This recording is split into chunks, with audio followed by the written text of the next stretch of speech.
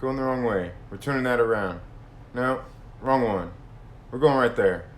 How y'all doing? What's up, everybody? Welcome back to the Second Street Marvel. I hope you're all having a very good day today. I know I am. Just kind of I guess you could say, kind of a lazy day, sitting here around the house, and I'm wondering if I should adjust any of this stuff here for you all. Nah, that's good enough. It would be all good. Anyway, I hope you're all having a good day. Just got done reading some comics, getting ready to sit down. Gonna watch some X-Men Dark Phoenix. Have you guys seen X-Men Dark Phoenix? Or, my bad, Dark Phoenix. I went to the theater and seen it.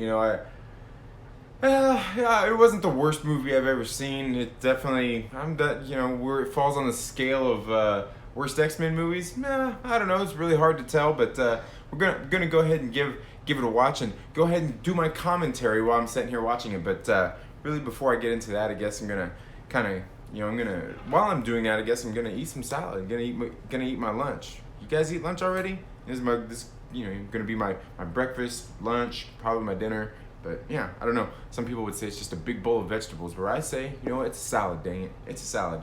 But I got done reading some comics today. Had a pretty nice morning, I guess you could say. Nothing too exciting going on. Just read some comic books. I guess that's exciting, right? Read some comic books. Got to sit down and do some reviews later. Please do me a favor. Make sure that you like this video or dislike it if you don't like it, and leave some comments, interact a little bit. It helps with the algorithm and all that stuff. At least that's what they say. Don't make me make videos about crying about how the algorithm isn't helping me, and YouTube and blah blah blah. Just do that stuff. Help me out. It'd be great. But yeah, I just got done reading some comics, and it kind of looks like maybe I do need to adjust. Nah, it'd be all right. Should I adjust things a little bit? Should I bring it down? Should I bring it down some? I don't know. It's about as down as far as it can go right now. Anyway, it should be all good. But yeah, I just got done reading some comics. I read this one just the other day. I was kind of talking about it yesterday on the Trailer Park Live. This Chastity issue number 1. I've got to shoot a review on that. It wasn't. I don't know. I didn't like it too much. But again, this is one of the books that I bought actually to talk about here on the channel. Thomas Connolly says, "Don't do it. It gets worse the more you watch it." Oh, dang it. It's too late, man. It's too late for me. It's too late. But then I also just got done reading this other book. This is actually the second in a series. It's called The Watcher. It's just like a 3-issue. It's only a 3-issue mini-series. And I gotta tell you, I've got to go out and get issue number 1, and then wait for issue number 3 to come out, because this was a pretty good book. I liked it, and the art in it was really good too. And it was kind of wordy. It was kind of wordy too, but not in a bad way. This girl has she's like been possessed, and there's a lot of things, just peculiar things. One of her, and I'm not sure if that happened in the first episode, in the first issue, but one of her friends had recently died in like a horrific way, and she's getting these visions. Her father is a priest, and they live in this small town, one of those kind of things, like everybody knows everybody, and there's gossip going around the town about how her friend died, and just kind of, like she was a loose girl apparently, she was hanging out with them boys, and she was going down the wrong path, you know what I mean? Just those kinds of things. But I thought it was I don't know, I thought it was a pretty good book. Maybe I do need to adjust this thing just a little bit here. Excuse me y'all. It's gonna kind of look a little wonky on you for a second here as I get this thing lowered, and we got it. There we go. That a little bit better? I don't know. Maybe it is, maybe it's not. I don't know. I'm kind of particular about camera angles, right? Aren't we all? You know what I'm saying? You know what I'm saying. But so I got done reading The Watcher. It's a pretty good book. It's only a 3-issue miniseries done by Zenoscope Comics, and they're an indie publisher. They do, I don't know, I'm not sure what all kinds of stuff they do, but they do have a couple ads in there. And I thought it was a pretty good book. The other one I just got done reading was by Warren Ellis. This one right here, The Tree's Three Fates. Now this book, this has been like a series by Image Comics in the past is just called Trees, but this one is called Trees 3 Fates. And apparently this is going to be made into like a TV show on Netflix or something, possibly. I honestly don't know, but it sounded interesting, and I heard it was going to be, they're going to be doing a TV show on it. So I went ahead and picked it up. I read this first issue. I never read any of the Trees series before, but this one, Trees 3 Fates, I thought it was a pretty good issue, pretty solid #1. I got to do a review for that one as well. Another one I just got done reading. I just read this one on IDW Comics, Kanto. This is Kanto issue #4. I thought this was a pretty good book as well. I definitely have to do a review on that series because it's something a little bit unique. My local comic shop, they lent me the first issue to read and do a review on. I shot it several times. I just wasn't happy with the reviews no matter what I did. So I got to do a review on that. I'm probably going to do, there's 4 issues. There's only 1 issue left in the series, but it was pretty good. This other one I just got done reading, I got to do a review for too, is The Dark Age. This one was it was pretty interesting. I think I need to go back and buy issue #1. This was issue #2, and kind of read about it. But basically, what happened in the story is kind of not necessarily post-apocalyptic, but I guess you could say that it is, because basically what happened is all the metal in the world it's gone bye-bye. It's just disintegrated. It's, like there is no more metal. And so it's pretty interesting. So basically, like, no guns, no weapons of things like that are made from metal. Like, it all went bye-bye. So you can pretty much guess that electronics went out the window as well. Because most of them use some sort of metal in their structure. And then the other one I just got done reading was Coffin Bound. Most of these were on my pull list this week, in case you guys missed that. But Coffin Bound, this is the 2nd issue, and this one's on Image Comics as well. I thought this one was very, very weird. It's still very interesting, but just a different kind of series out there. I won't say that it's necessarily horror, but it's, I don't know, it's based in like a weird thing, and it's like in a post-apocalyptic kind of future as well. And then the other one I got done reading, and I've liked this series as well, Reaver. This one's issue #3, and I thought this book was good as well. Got to shoot some reviews for these, and altogether, I thought all these books were pretty good. Like, I got all of these ones read just this morning. Maybe I'm a little bit slow at reading. I don't know, but I got these ones read this morning. I don't know, because to me, I like to get in there and just kind of go over the panels and really concentrate on the art and the story and everything as it's going along. Sometimes I do that, and a lot of times I notice when I'm reading comic books, what I do is I'll read it the first time. I read it the first time, and then I'll go back and read it again. Because then I don't have to pay as much attention to like the words and things like that. I can because I already know what happened in the story. I can read them along, and it flows a little bit different reading it the 2nd and 3rd time and things like that. So I think before I go and do some of these reviews on some of these series I've been reading, I'm going to go through and kind of do the same thing, read through all of them, and then do the review on them. Because I don't know, I think reviewing some of these books is something I need to work on. I don't feel I've gotten quite good at my craft of breaking down these comic books and things. But I don't know. That's just me. I mean, you guys are the ones who watch the videos. You guys need to let me know that. What do you think? I mean, are my reviews any good? Like, is there things I need to do better on them? Things I need to improve? I know a lot of times that there is. I mean, the ultimate answer is, no. I mean, yeah, they could be good, but I mean, I do have stuff to improve, and and that's what's so awesome about you folks showing up here, watching my videos, and making sure that you leave comments and stuff like that. It's much appreciated. Helps me grow as a content creator. So anyway, I'm gonna go ahead and get this movie started. Let's see how this is.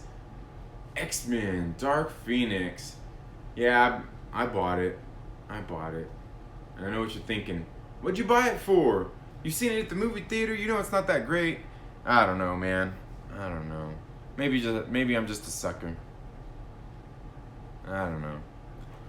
Maybe I just wanted to watch it again so I could do this stream.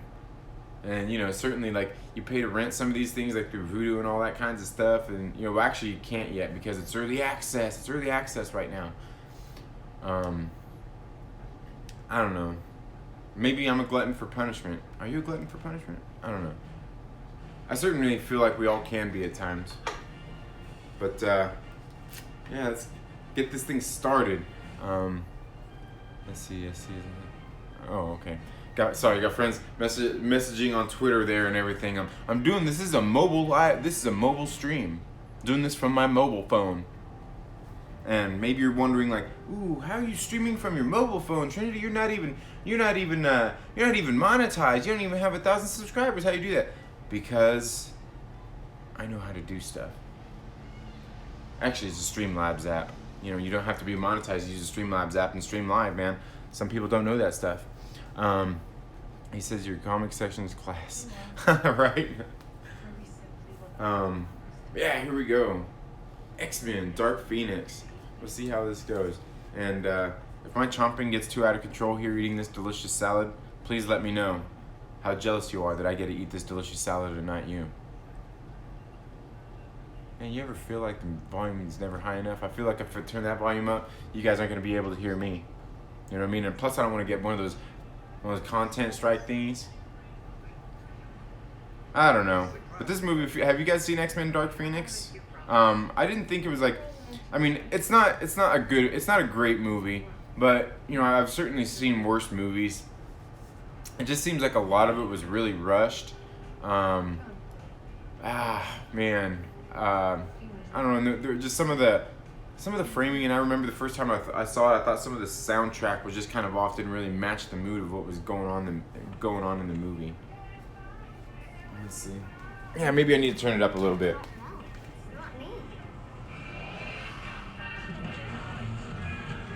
There we go. I might be a little bit better, but let me know if that's too loud for you guys. Let me know. Like I said, you know, it might get to the point where oh man, oh dang, a car crash and Gene's safe. See, like this scene, I don't know, I think it's all kind of drawn out a little bit too long, you know what I mean? Just little simple things, like little simple things that could help a movie improve. But sometimes I notice through this movie at times it's a lot of the framing too. You know, like how try to get everything, you know, right in the picture and everything. I just think there was times where they were pushed in really close on people when they didn't need to be, and sometimes the buildup of tension in the movie didn't quite hit me right neither. For some of the scenes, but I don't know. Maybe that's just me. What do you guys think? Did you guys even go watch Dark Phoenix in the theater? I did. I went and seen it, and believe me, I only went and seen it once. Sometimes some of these movies I'll go see 2 or 3 times. No, not this movie, man. One time.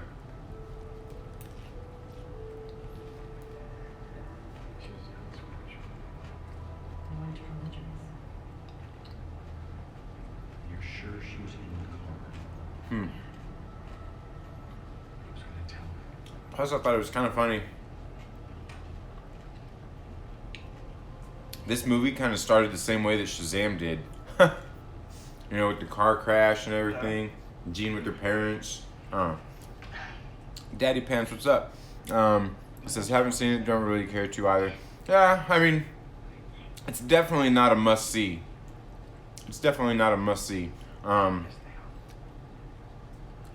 It's arguable whether it's the worst in the franchise, that's for sure. I've seen a lot of people talking, you know, different opinions on which one they think is good and which one that isn't. That's why I'm here, actually. Because like a lot of people talk about Apocalypse.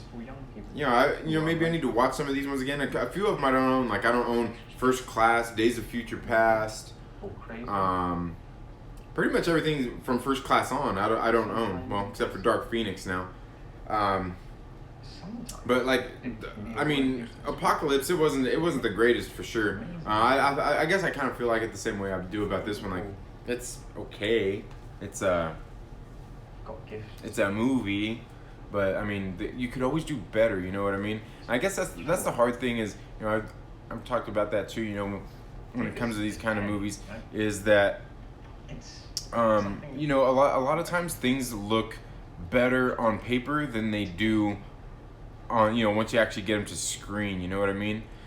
Daddy Pan says, I kind of like Apocalypse. Yeah, I did too. I mean, you know, and for me, one of the things that I always try to think that, you know, every movie has something to offer, you know, whether it's a learning lesson or anything like that, you know, like, be it for the filmmakers or for the audience, like, you know, even like Amazing Spider-Man 2. Everybody talks about how bad that movie is, and believe me, it's not a good movie. You know, like the best thing about that movie is probably the most comic accurate version of a Spider-Man suit that you'll see in any Spider-Man movie to date. But altogether, I mean, the movie was kind of train wreck, but it does have certain things in it that that are okay. I guess they all kind of leave something. Each one of these movies has something to learn from it if it's not a great movie, and even the great ones do still have things to learn from, whether it be as us as fans or the filmmakers learning stuff from it. He says, kind of like the Apocalypse, not a ton though. You did, yeah, I hear you. He says, yeah, we're on the same page. Yeah, I mean, it's an okay movie. I mean, like I said, most movies do have things they could improve upon, and some things have a lot more that they could improve upon, as opposed to others. So yeah, I mean, like I said, altogether, as long as it's like not completely terrible, I won't usually complain. I just can't really defend a movie or church it up like it's some sort of good movie if it's not. I can help you. I can help you so that you never have to break things ever again. I think you can fix me too. No.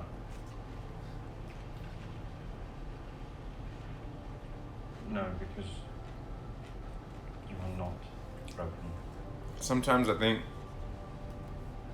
some of the bad things when it comes to movies like this is you have the characters. This is the X-Men. You have the characters there. People are already invested in these characters. The only thing you have to do is not mess it up. So you've got the characters. And in this case of the X-Men franchise, not only do they got the characters, they've got the actors. They've got great actors in this movie. You know what I mean? So, is that too loud for you guys? I don't know. I'm not sure how it sounds on your guys' end. But like they've got that. And what's with this? They got this launch where they're launching off the satellite in 1992. And the technology they have looks like it's from like the 60s or 70s, you know what I mean? Yeah. Just little things like that, but movies like this, like they've got the characters. The only thing they gotta do is not mess up. They've even got the actors here. And there's nothing I feel sorry for more than when actors, directors, and all these kinds of things, when you got all the right mix of elements, and the movie just falls flat on its face. And that's kind of how I feel this movie did. The answer is no. I mean, they even had the whole established universe, things that people were invested in. Like, I think for the most part, a lot of people could have forgave Apocalypse. If this movie could have made up for it, even just a little bit. But I don't know. Yes? Yes, this is he. Charles, Mr. President. Are you seeing this on TV? Yes, I'm watching now. Like, how could it not be so hard to just not mess it up?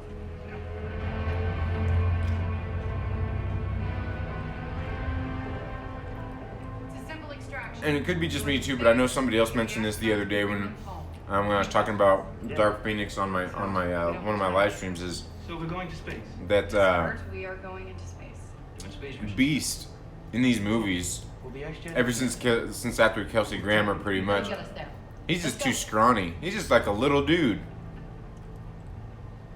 Beast is a big dude. You know what I mean? Like, he's he's not no little guy. He's huge.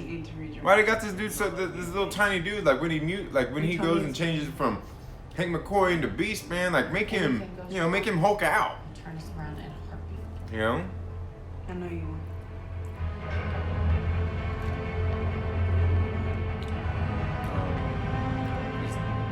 Just tweet out this room, see if people still like me. Yeah, we'll see if people still like me. They're probably gonna dislike this video because I'm sitting here eating my lunch and watching this movie that a lot of people claim to not like. Thomas Collins says, maybe not Jennifer Lawrence, not a big fan. Yeah, I'm not a big fan of Jennifer Lawrence neither. A lot of people really find her attractive and everything. I just don't. I never really saw the appeal. She's not a terrible actress. I'm just not a huge fan of hers. That's for sure. Marty McFly says, I knew you loved The Walking Dead. What's on? Watching X-Men Dark Phoenix. X-Men Dark Phoenix.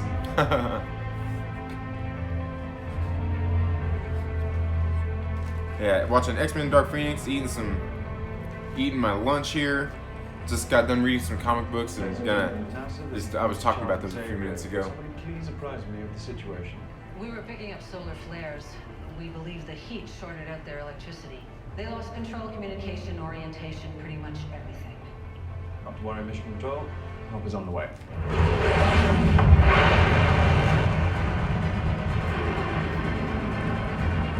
I don't know, I also feel this movie kind of tries to jump too fast into the action. I think this is not as much fun as I thought it would be.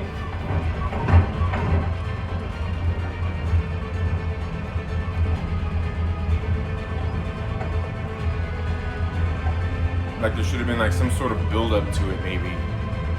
At least a little bit more, because there's not a whole lot of context to go off once they send the X-Men into space here. It's kind of like, you know, Jean killed her parents, kind of. I mean, you know, not necessarily, but A solar flare? I've never seen. she goes to Xavier's school. Next thing you know, Xavier gets a call from the president to, you know, there's an issue in space. And the X-Men are going to save these people. He says, that's a huge bowl of greens. Yeah, man. Nice big salad. Nice big salad, man. The orientation thruster is misfiring. Let's see. That cabin won't hold for long. Kurt, can you get in there? It's spinning too fast. I can't see inside the window. Scott, I need you to blast that thruster. Slow down the spin.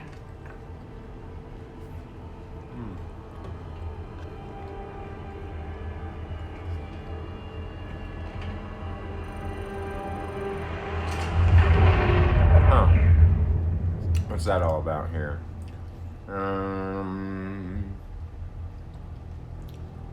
Kurt, take Peter. Go.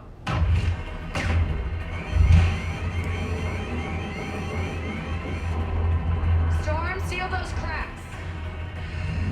I don't know.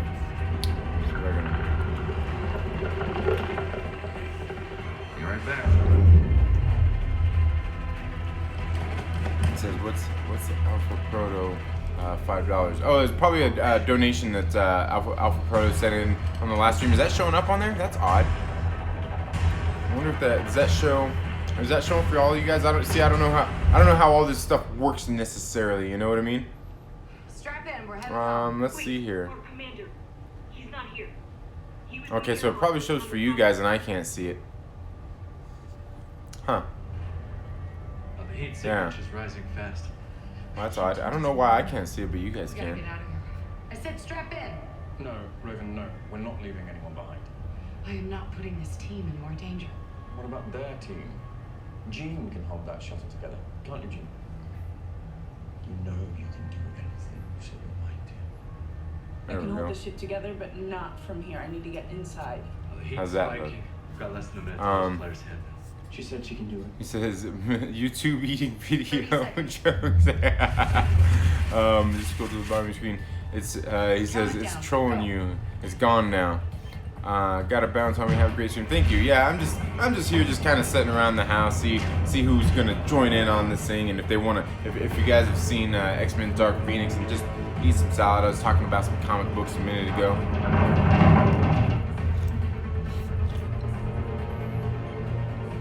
We've got 20 seconds.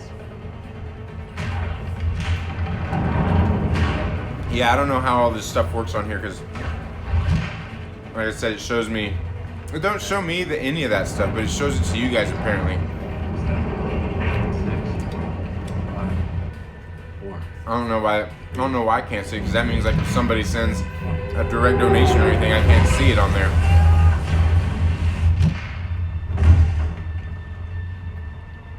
Where's Jean? Kurt, where is she? Where is she? Tony! Brace for impact. Seeing this whole opening of the movie, I just feel like it just happens too fast. You know, how far are we into the movie and we're already... Let me see here. I don't know, I guess 15 minutes into the movie, they're in their first action scene. I mean, I guess that makes sense, but I just feel like there was no real build up to it. It just kind of happens. Yeah, it's back. All right. Oh, you didn't see Dark Phoenix? Yeah, I don't think it's required watching for, well, especially now that the X-Men are now with Marvel Studios. It's not required watching for sure, which is kind of something that kind of sucks for a movie like this, you know, going through that transition, because at some point now it's like, you know, there's really no point to ever watch it. You know, it's like they kind of lose out on that money no matter what, because nobody's gonna want to watch it now that, you know, like Marvel Studios has control of it and they're gonna make their own movies.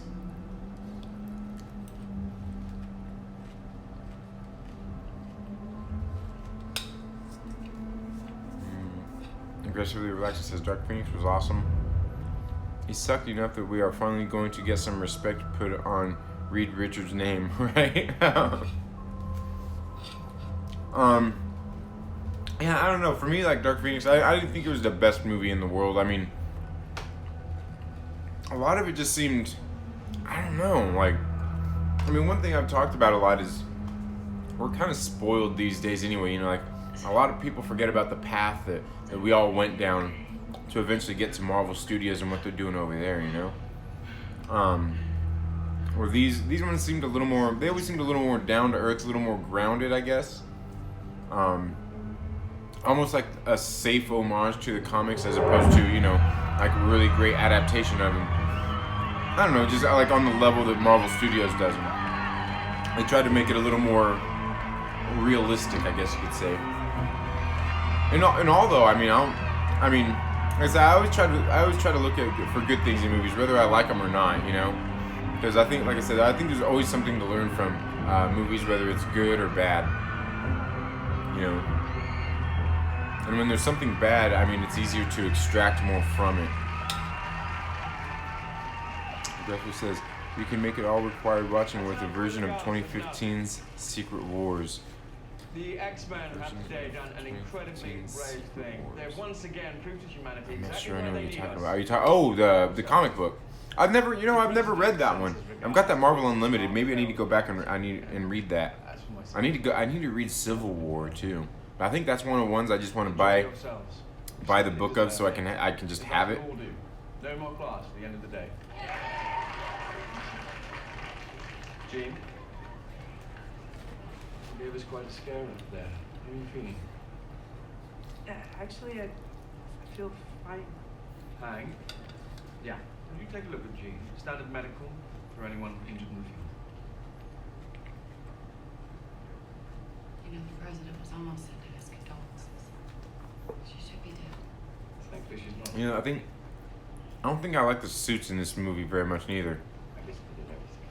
And Jean did a little towards the end, but it was mostly me. Put us in danger. Like the suits just in this movie didn't do it for me. I know they were taken off of a version from the comics as well. Don't care about their safety. I believe somebody said. Are you sure about that? Because we're taking bigger and bigger risks. And for what? Please, tell me. It says MCU could use that Being on story the magazines, a getting lot. medal from the Ben Affleck, president. Daredevil, hang out with Like Tobey it, Maguire, Spider-Man. Right. Right? You know what? And I wasn't wholly disappointed in Ben Affleck's Daredevil. I thought it was, you know, it was okay, and I think part of it was, like I said, at the time it was the road to us getting to where we are with where the movies are now, you know. Everyone feel Price to safe? pay for keeping the You know. peace. By risking our people to save theirs. Yes, yes. It's funny. I can't actually remember the last time you were the one risking something. And by the way, the women are always saving the men around here. You might want to think about changing the name to X-Women. Heartbeat strong, pulse is good. I remember they tried to toss that scene into the trailer and try to stir up some controversy to get butts into seats. They should call X-Women.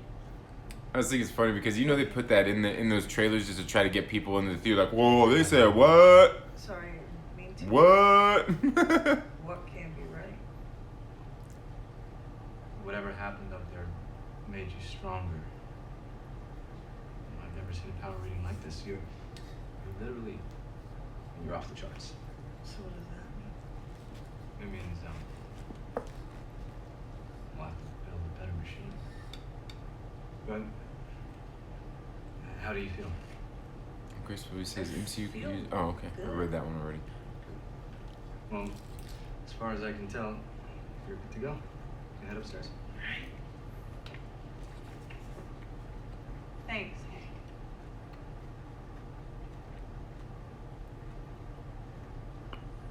Hank said that? Off the charts. Did? The big blue furry guy, the doctor, that Hank? That's the one. Why? You a little intimidating, maybe? You know, for some reason too, here the guy that plays was playing Scott Summers here. He's playing Cyclops. Okay, got it. I'm not sure why. I can't remember his name right now, I but feel like everything is he's just not very convincing to me. turned up. And he's a good actor. Yeah. No, it's just. Just what? I thought I lost you. For whatever reason, I just don't buy him in the role. Like, And this other girl, Sophie Turner. I'll always come back to you. I mean, as far as I know, she's a pretty decent actress too. And I don't know. I suppose she does okay in this movie. I mean, I said it's just so much that happens in this movie that's just bad. I mean, it really makes it hard to see the good in it. Like this right here, you got this long sweeping pan going across through this house when the aliens arrive here. It's like there's just far too long of a panning across the woods right there. It seemed unnecessarily long. I'm just gonna check on her. Be right back. Anticipate. Oh, of course, Jessica Chastain. Why'd they put her in a blonde wig? Ugh. No. Luna! Give me her red hair.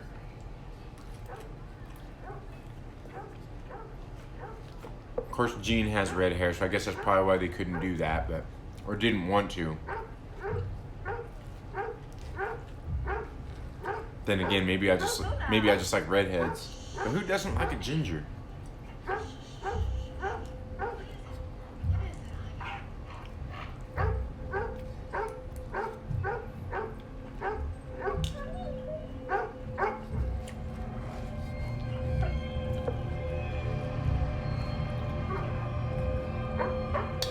They got these things coming in, we don't know it.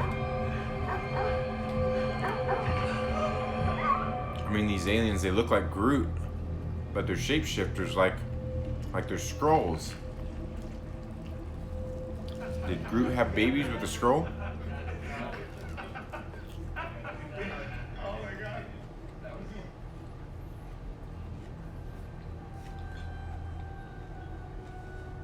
Margaret?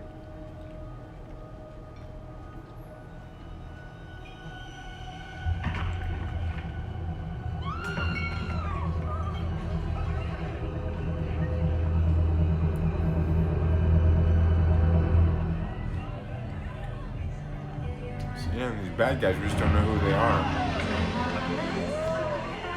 We get Dazzler.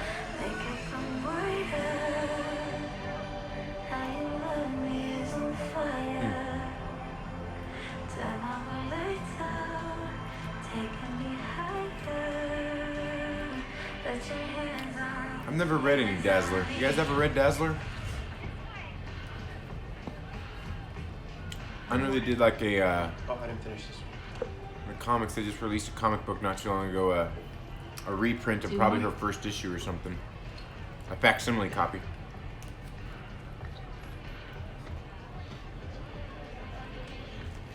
Rocks. Thanks. How's she doing? She's, And how does Storm all of a sudden make ice cubes instead of Iceman? You know what I mean? she seemed okay to you? What's going on with that? She's been hit with solar flares. I'd say she's doing pretty good.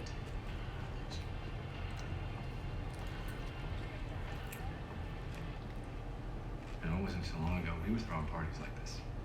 Now we're the only ones left. You know, I kind of agree with you there, Thomas. They don't always they never do them quite right, but I think one of the closest they had Move on. was I don't know. oh, what's his name? James. Whatever's going on between you two. Oh, why'd I blink on his name all of a sudden? I thought he was a good. Everything. I thought he was a good Cyclops. Just his roles weren't really written that well. We changed the world so Yeah, maybe But again, that we should go too.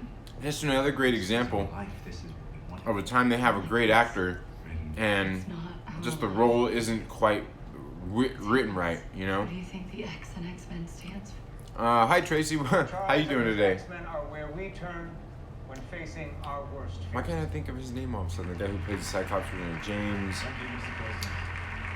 Oh man, that's gonna get on my nerves. But I thought he was a good All I've really done is create a world. Cyclops. in Just which again, children you know, the roles just how they're find written. peace. But yeah, you're right. I mean, I guess they never do Cyclops quite right. No, I Because don't even think in those superheroes. first movies that he was in, he still wasn't quite that leader. You know, like where you believed it. What you used to call us. I said, "Are you hungry? I got Subway and cake. I'm good, and you?" Yeah, I'm good. I got eating my salad right here, watching some Dark Phoenix. Kids are calling. Do I want to know? Yeah. Phoenix. It's cool, right? No, bird that rises from the dead. Seeing these things right here, this yeah, You okay? they're in the forest drinking and Jim. basically having a little mutant party, you know, just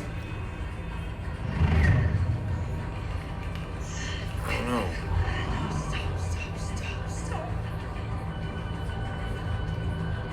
It's June. Just kind of build up in tension that we don't really know why or what's going on.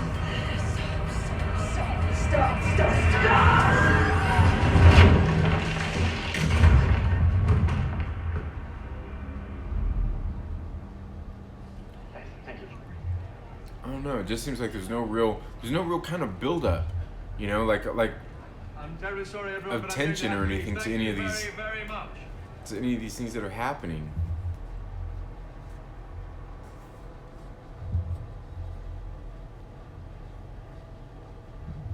So we got baby shower going on. That's nice. That's nice. Sounds like fun.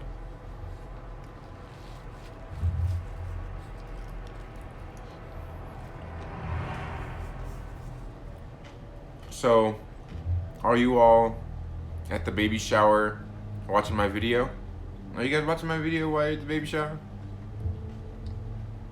What's up to everybody having the baby shower? How y'all doing? You see, nothing. Her mutation has grown too powerful. For the first time, I can't penetrate her mind. So that's what we're doing down here?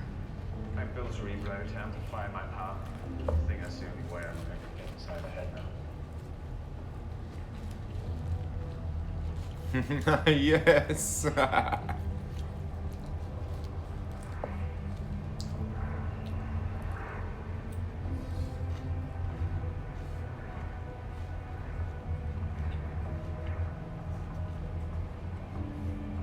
Can you turn it up, please?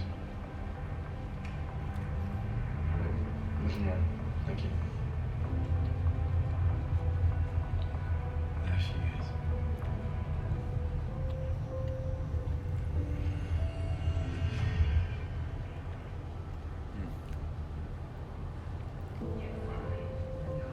Is it supposed to look like this? Mine beside you is a fragile thing. Takes only the slightest tap to tip it in the wrong direction. I had to make adjustments to her mind when she was young. So he said, Kind of adjustment. I better go now. All right. So Kryptonian says, "You're making me hungry." Oh, do you want to toss my salad? Keep out all the What did he do to her? I'm doing it right now. Do you want to watch me toss my salad?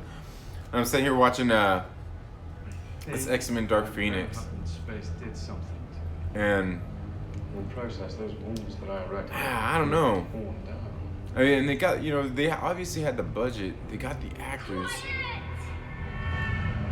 Like I said, it's just one of those instances where the things just don't line up for a movie like this, you know?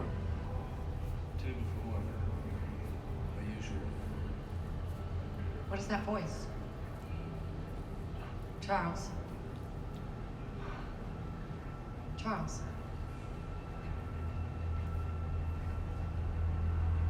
She's waking up.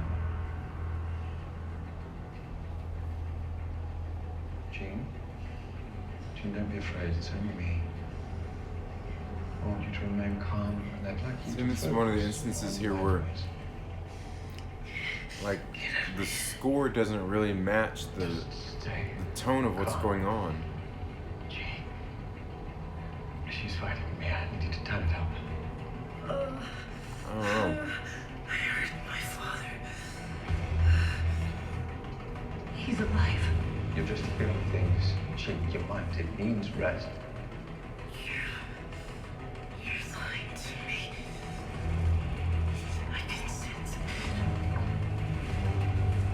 You know, this buildup of tensions right here too. You know, you see, like, like this. Let's see if I can show you guys this. For God's sake, Oh, Charles! dang it. This stuff right here. Like some of these things going on right here in this scene. They oh, I guess of course it's over now. Just like a few of those We were outside. We had an accident. You blacked a out. few of those, just like that whole scene right there, like the tension buildup, it's just not right, and the soundtrack, you know, the musical score doesn't match the tone. It was an accident. I don't know what's happening to me. I can't control it. I can't stay here, Scott. I need to go. What are you talking about? Where are you I going? need to see my father. I don't know. Just bro, nice BB-8. Yeah, we got a little BB-8. We got a bunch of those little characters and stuff too for the, what was it, that Disney, there's a little game that you play out, was it Infinity? I can't stop it. Yeah, my kids like playing that. It could hurt you Fun. again.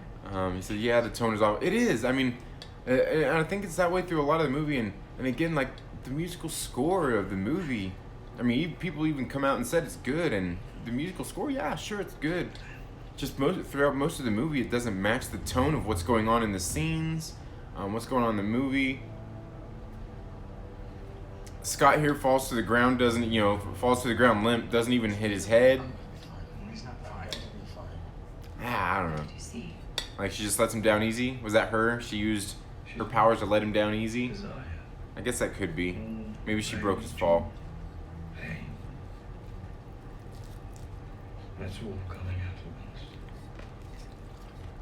Something's happening to her, baby. She's changing. And what? I don't know. Jean's gone. She left. Gone where? I don't know.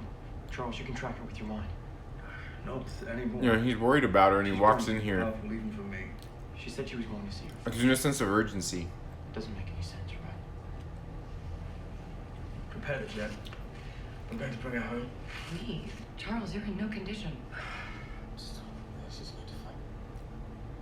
She's going to find nothing good there.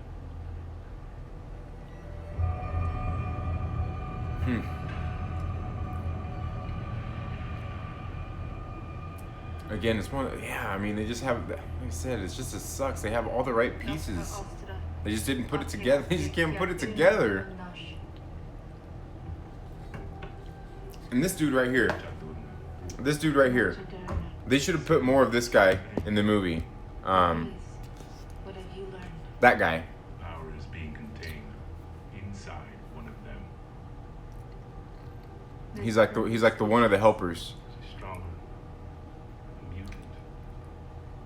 She has no idea what's happening to her. I could use that. He's like Power. We can resurrect our race. Begin again. Here. like they should have just got that Where is she? that guy to be like the leader the whole time, like the main character bad guy throughout the movie, because I felt like there was something about his presence in the movie. Every time he's on screen, like I want to watch it. You know, I feel like something crazy is getting ready to happen. You know what I mean? Where like Jessica Chastain is supposed to be the leader of them, but it just like it doesn't seem like she's really in control of much. It doesn't seem like she's really in command of anything. But that other character, now I don't even think we get their names throughout the movie, but you know, the black guy there, like every time he's on screen, I'm like, ooh, I feel like something really cool is getting ready to happen. Yeah, he says, yeah, they should have done a lot of things. Yeah, they should have. And just like this scene right here with Jean Grey and her dad. It's just the way that they've told the story thus far in the movie. If you can't track her, how do you We don't have any reason to really care or be invested in these characters to care in that way. You know, when she goes to see her father, it's like, okay, well, you know, you got rid of her. And she goes to confront him. Thomas Connolly says, do you think Sophie Turner was miscast as an actor? That was mean, but she's a plank. You know, I just think, you know, for me, and she's a good actress as far as I know. She just, I mean, to me, I attribute it to the director. I think you know that part of it, and most of the things that are wrong in this movie are the director's fault. I mean, certainly the producer and executive producers and stuff like that for letting them get away with what they've done here. Really good. As bad as that sounds, but that should have been the producer's job to take care of that. But I think did Simon Kinberg also produce this as well?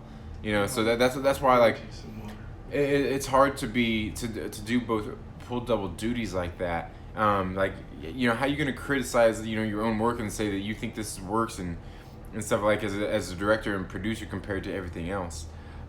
Sith Kryptonian says Jessica Chastain is underrated hot. Oh no, I don't think so. Not for me though. I mean, I think Jessica Chastain is yeah, she's beautiful. I love Jessica Chastain. Plus, like I was saying earlier, you probably weren't here, but she's a ginger. I love redheads. Who doesn't love a redhead? You know what I mean? Natural redheads, not the people who are out there fake redheading it. Natural redheads. You know what I mean? I've seen like redheads that like aren't hot, but I see them, you know, they're like, man, they're hot. You know, just, I don't know, redheads, gingers, man, gingers. Maybe that's why a lot of people are upset over these castings when they're recasting all these redhead girls in Hollywood, right? Redheads, man. Redheads. How can we do this to redheads? Beautiful gingers.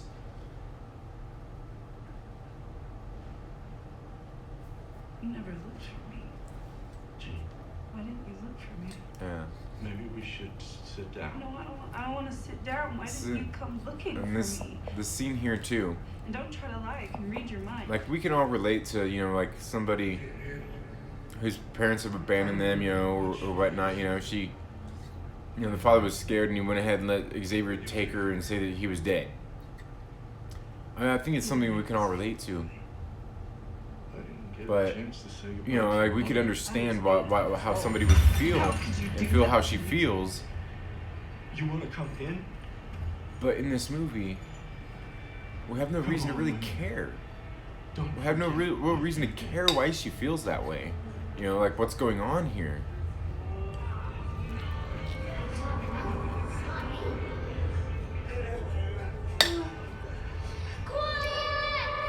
They didn't spend enough time in that. They didn't spend enough time in that space to get us to care about her relationship with her parents, and they should have.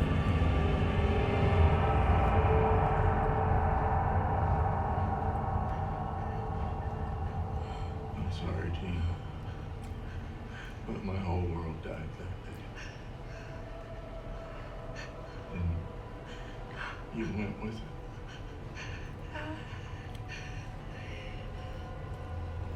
But Gene, don't, please. Stop that. Stop No. it. It's not me. It's them.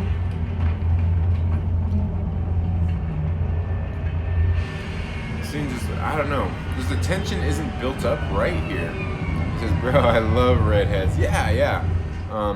She was so sexy and Lawless. You know, I haven't seen Lawless. I haven't seen that.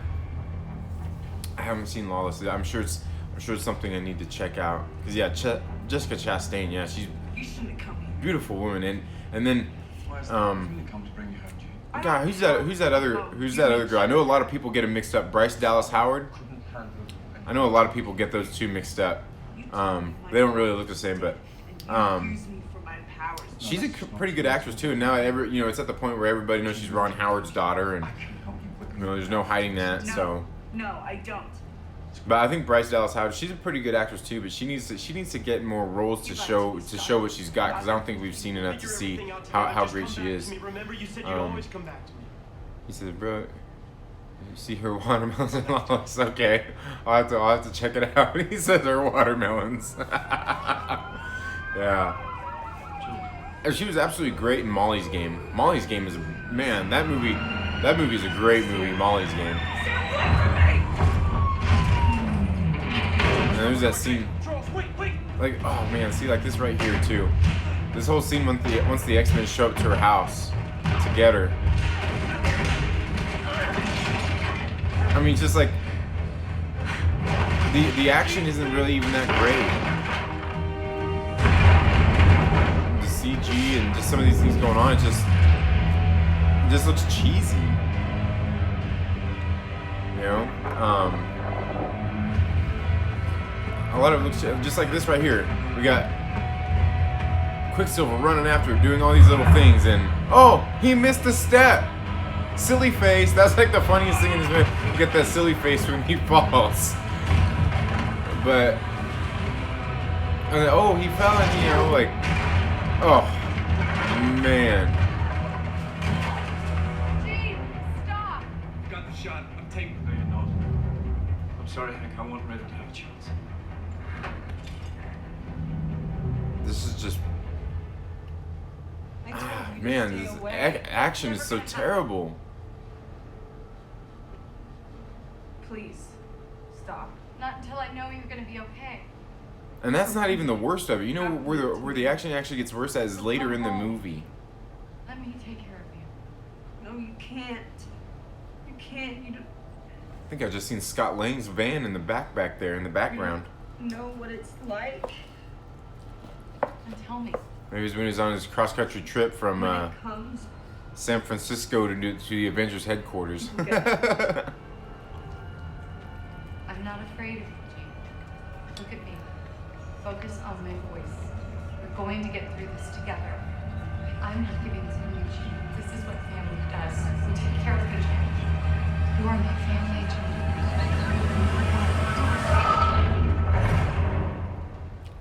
And once again, and then they tried to Logan Mystique right here.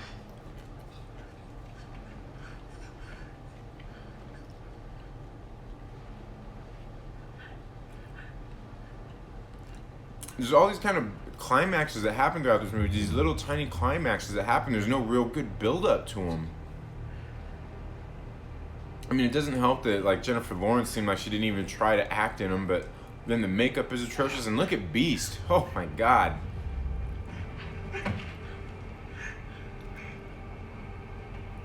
And again, I mean, I gotta say this is the director, because he's the one giving these people the direction on how to act throughout this film.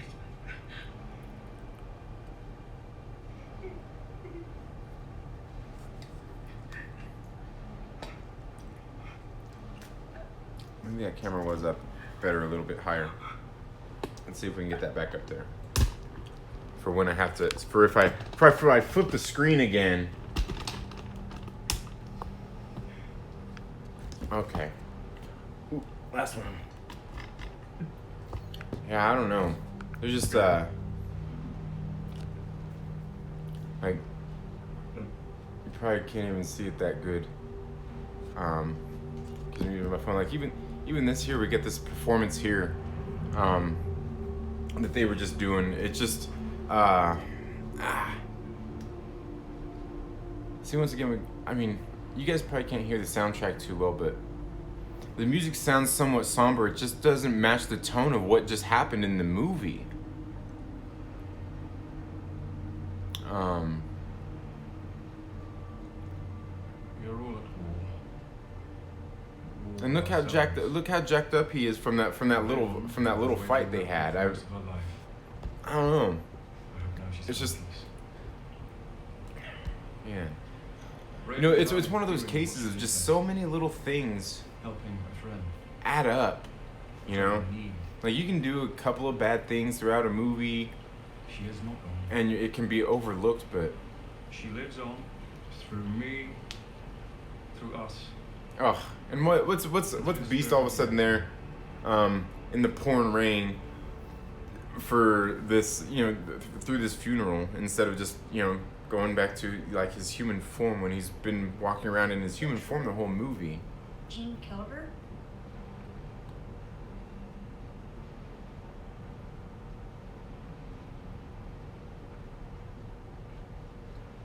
She didn't know what she was doing. Jean lost control. She's still Jean. She's still our friend. We can still help her. We can find her and bring her home. That's what we're gonna do, okay? Seeing all that, I mean, Scott goes and gives like this little, he gives this little speech to the kids there after Mystique's funeral here, It and was such an accident, Scott. uh, She killed Raven.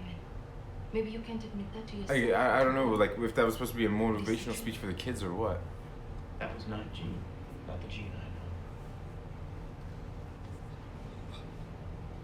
Sometimes you want to believe people are something that they are not. And then by the time you realize who they are, it's too late.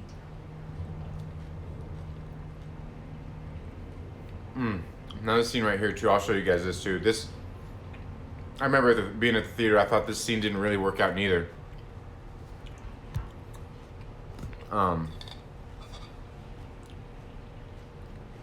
They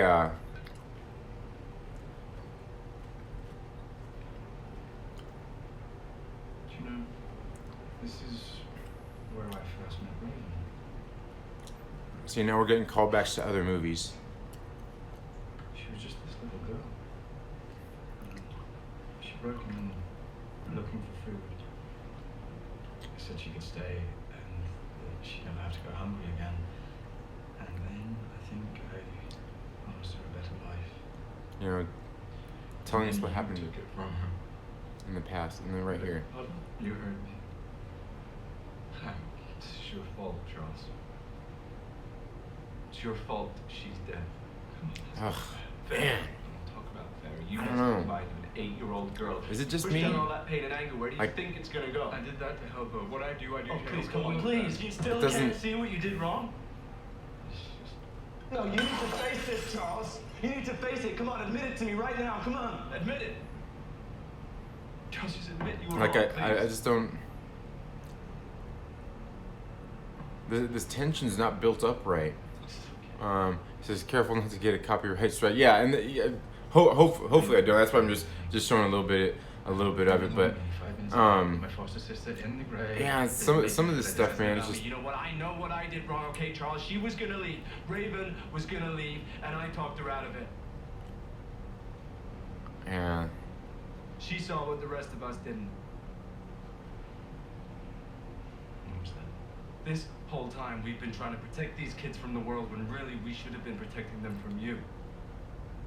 Seeing that, like even that, you know, like Hank going and saying that too, it just doesn't match the tone of this movie, of what's been going on. Now we got Jean sitting here in the streets crying with the blood on her shirt. I mean, if they had that kind of relationship with everything that's been going on, she wouldn't run from the X Mansion, you know. I just don't feel like that would be happening. So gotta get ready for stream tonight, man. Have a good night. Thank you, you too, man. And good luck on your stream. I'll see if I get a chance to swing by. Of course, I gotta get some more videos shot. But yeah, and again, ooh, here we go. We got the black guy back. That's with Jessica Chastain. It's one of like the Stroll like people. And I'm telling you, this guy shows up on screen, and I want to see more of him. You know, they should have had him be more in charge, or more the one in charge. Because I don't know, maybe it's just his look that he has, but every time he's on screen, I feel like something like something's getting ready to go down. He brings a certain weight to what's going on. We're the ones who are going to help you, Mr. Wright. I didn't know she was gonna come back. I'm sorry, Father. It's okay.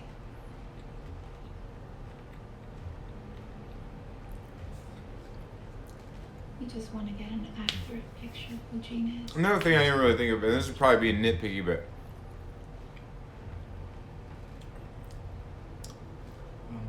this house has been destroyed. It's got sections of it missing.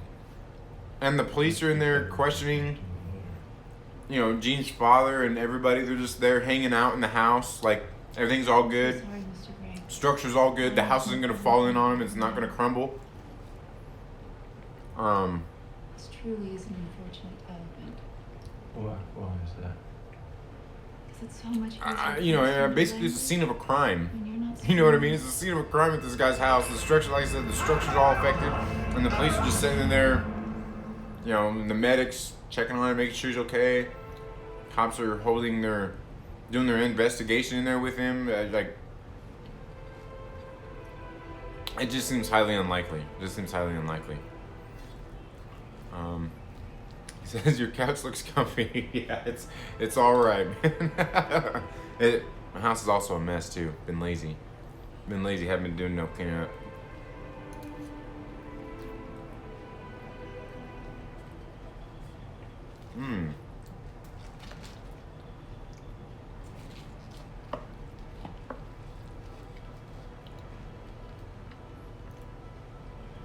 Who are you? Ooh, the guy with the magical What are dreads. you doing here? Answer the question.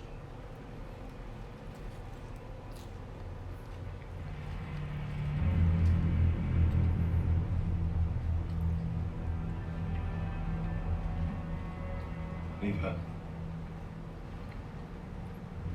Why are you here?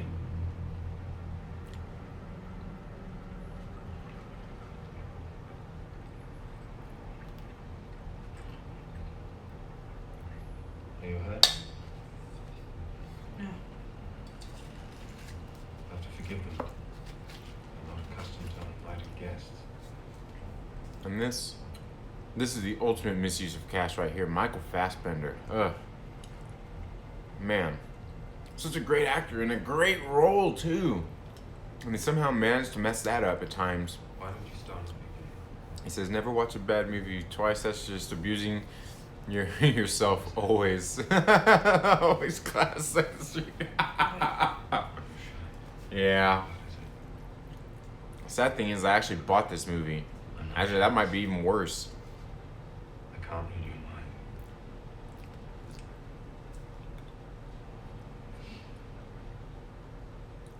You hurt people, It's been a while. but you did. Yes. What did you come here to ask me? How did you stop?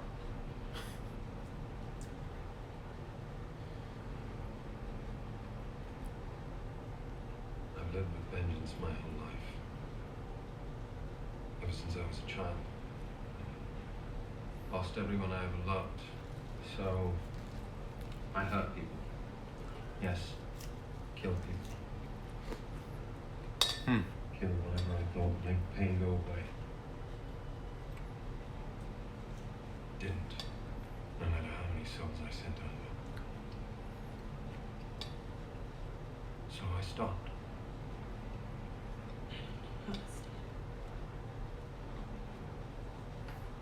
I know what's happening to me. Just talking about all this stuff and asking him for his advice. Lose control.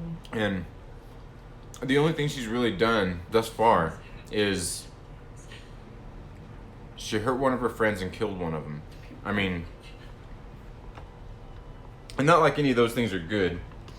Not like any of those things are good, but Whose blood is that? again, she's here asking Eric Lencher, you know, his advice on this stuff. I don't know. Yes, you do. Whose blood is that? Did you hurt someone? Please, Answer the question. Stop, Eric. You're making me angry. Good. And I want you to be angry. I don't know. I don't want to hurt you. What happens when you're angry? Show me. Again, Show it's me just what- so many things. He's sitting there pressing her for information. What's going on? What's wrong?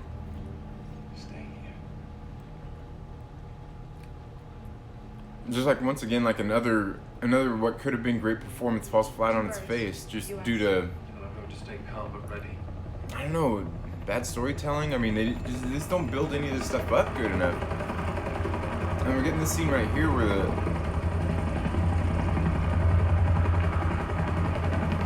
and there's a scene getting ready to come up here. I know, like when I first seen it, it was really bad.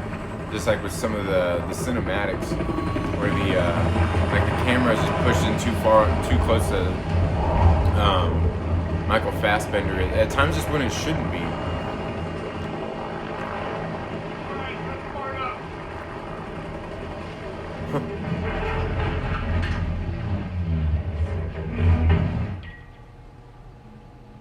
We have a legal right to be here. This land was given to us by the U.S. government. We have no intention of taking it back. We're not here for you. We're looking for one of the X-Men, Jean Grey. I haven't seen her in a long time.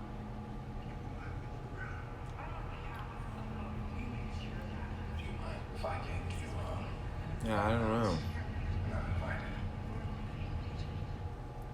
Look, I know who you are. I don't want to fight. No, you don't. Then step aside. We have the same rights as you and your family. And like I said, we're not here for you. We're here for a girl who gave up those rights when she attacked a squad of police officers. They have families too. Guess you didn't hear about that. We don't get the news out here, Captain. You know, automatically, you know, the guy knows that, you know, Stop that. that he's lying. I said stop He's that got right to. now. I mean, otherwise, we'd be like, yeah, you know. It's me. Jean? He's just like they got the tension built up right there for those two, between those two characters. They nailed one. They nailed one thing. Oh, and here we go with this atrocious helicopter scene. Like, bam, something cool happens. Like you're expecting it to get good, and then the struggle here with the helicopter where they're both fighting. Gain control of this helicopter so it don't kill him. And it just...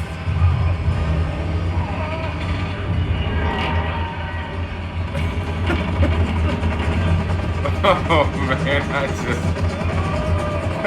just can't.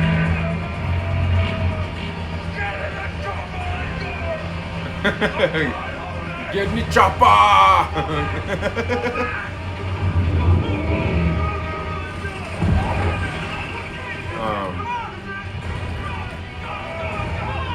This is what I mean. Once again, more.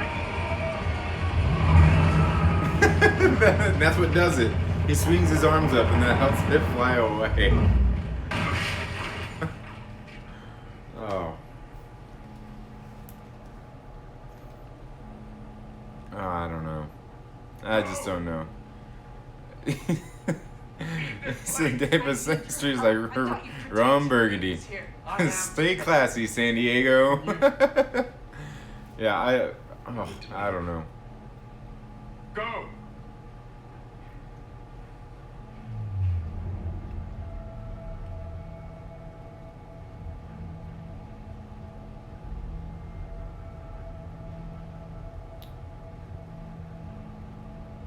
It's like a lot of this kind of stuff. A lot of this stuff really happened for no reason. Congress is considering temporary mutant internment facilities for those whose powers have been deemed of clear and present danger to human citizens. This coming on the heels of the Jean Grey incidents, which, after destroying 2 communities and attacking police and military personnel,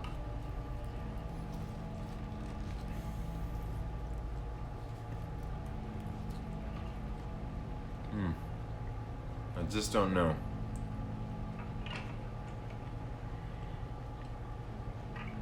Charles Xavier, I need to talk to the president.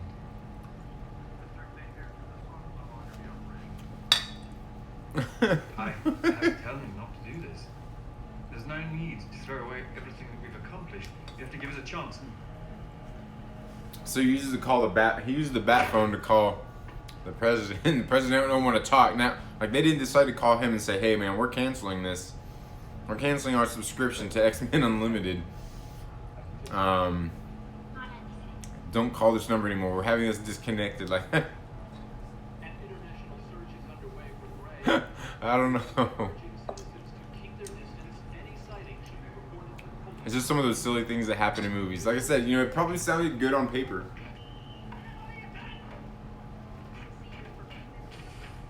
Give me another.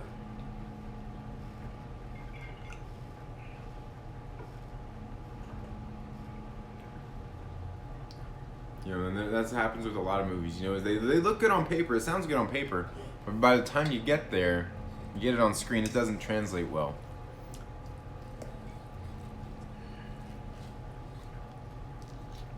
Hello, Jean.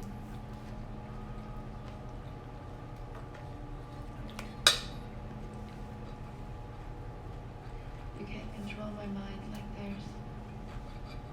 I'm not like them. Same, please. How did you find me? Let's just say I have friends in high places. Who are you? It's like finally, after all these things she's done, she finally needs a drink. Are you a scared little girl that answers to a man in a chair? Or are you the most powerful creature on the planet? Are you a scared little girl who answers to a man in a chair? You're the girl who abandons. Maybe they had good reason. Because of what's inside you? You're afraid of Oh. it because you think it makes you bad, evil. All the words you've been taught to keep you in line. Words created a very long time ago by men with very little minds. They can't begin to comprehend what you are. Even your ex-men. Evil man. You can. I said there's these certain things that they say throughout the movie, you know, and like one could construe them as being like feminist or feminist agenda, like some of that stuff she said right there by being told by what to do by a little man in the chair, but like, you know, I don't know, it just falls flat. It just falls flat in the whole performance. Like I said, there's no build up to it there.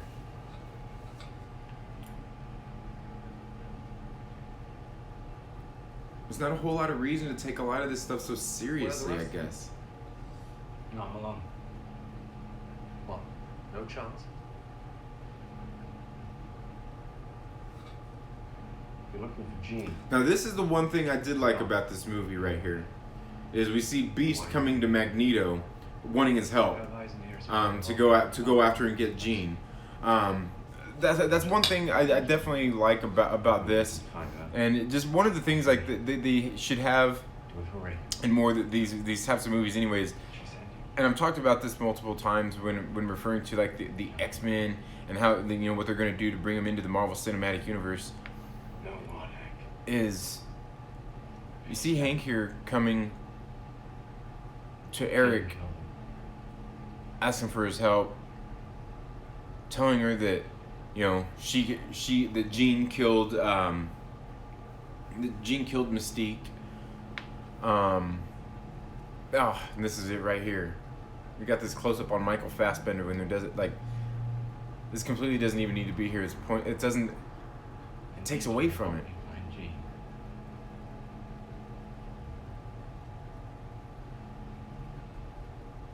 If I find her, I'll kill her. It's just I don't know, just not cut back and forth right now. But what I like about it, like I said, what I like about that is they got the good guys and the bad guys coming together because they're that's the interesting dynamic about the X-Men and just that franchise is the fact that whether they're on the Brotherhood of Evil Mutants or on Charles Xavier's side, they're part of the X-Men. Is they all have very compelling reasons for why they are on the side that they're on. And there are times when the lines are sort of grayed when Magneto plays nice with the X-Men and works along with them, works side by side with them, like what's going on in the comics right now. And then there's times, like we see where people have switched sides, for different various reasons. And that's one of the interesting dynamics about the X-Men and the mutants and things like that. And probably one of the very few things in this movie that it kind of helps show that dynamic that actually makes it something that's, you know, not completely, you know, like I said, where they do things right in the movie. Hank going to Eric for help because, you know, he's, you know, sees like Professor Xavier isn't trying to do like all that he feels he can do to help out the situation, to try to help bring Jean in and help her. You know, he goes to the bad guy, to the enemy. What entered you in space was not a solar flare. And it was not an accident. It was drawn to you. What was it?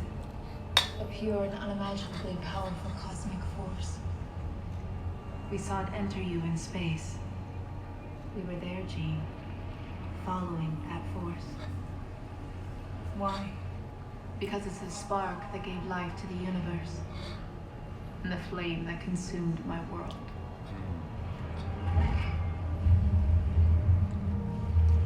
What remains of my people search the stars for that power to control it. This movie's over half Destroy over, everything it ever came and we're in just getting contact some of these story elements. Until you. Why me? Because you're stronger than you know. Because you're special, Just Jean.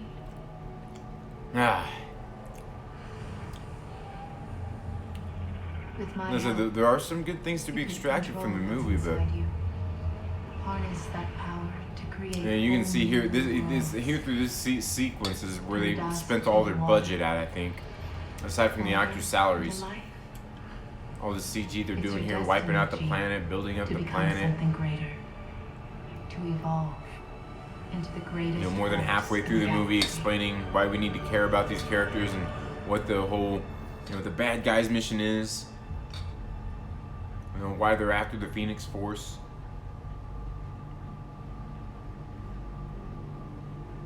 I mean, a lot of that should have been done like in the first act of the movie.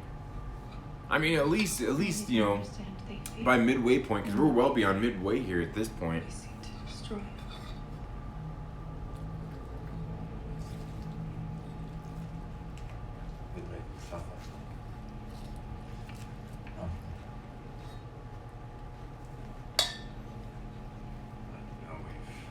Had our differences past, but we both love women. Yes.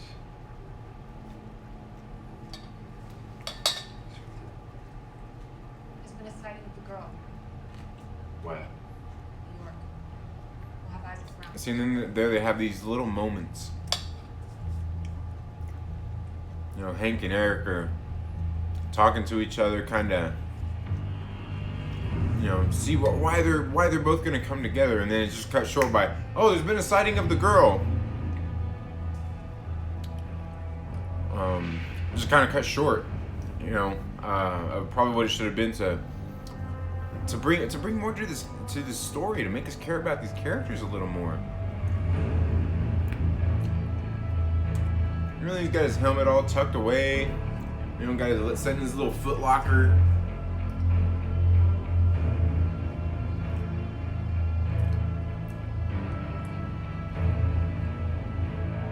It is kind of a shame that we won't be seeing Michael Fassbender come back into the to play Magneto, because he's a great Magneto. Michael Fassbender's a great actor, but you know, we're not even gonna say it. You know, in Nightcrawler, I actually like Nightcrawler through these movies. You know, I think they kind of, I don't know, they got the character and the look down. I mean, the kid looks a little too lanky, maybe, but I kind of think that's something that was cool about Nightcrawler anyway, was how he's kind of always seemed a little bit disproportionate anyway. And I think this kid in the way they got him looking, I mean, kind of nails it. Scott and I will go and fight for Jean. Especially what was it in the last one, where he had like on the whole like Michael Jackson Thriller jacket and everything, just like in the comic books and stuff. Yeah. Oh yeah. We need you. And this girl, Alexandra Shipp, playing Rogue, or not Rogue, but Storm. Yeah. I don't know. I don't buy it. Her performance isn't that great. I'll share you my destination. No, I mean, it's not great at all. See, and again, even with these characters, when they're hearing these scenes where they're supposed to be like expressing some emotions and getting us to feel a certain way, Where are they? they're just. It's got to be. It's the acting. They're just like micro expressions, just how they're expressing all of it. Just doesn't really get you to care. Doesn't really get you to care about what they're doing here. She's in there. Oh man, here's when the real comedy starts. Is this fight scene right here.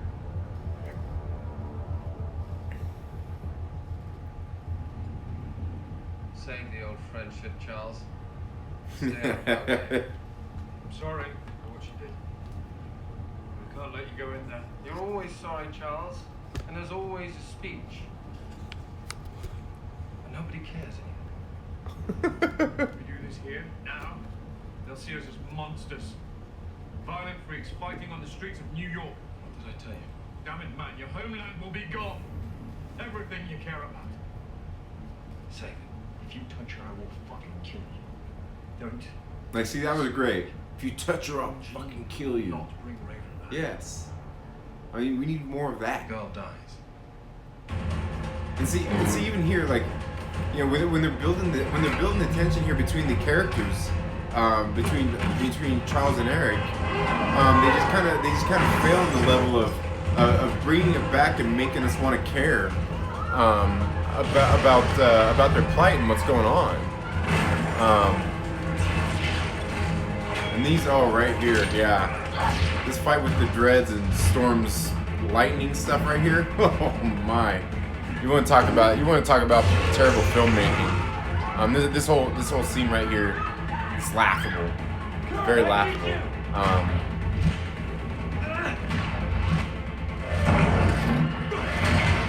You know, the visual effects here are just, I don't know. I don't buy them.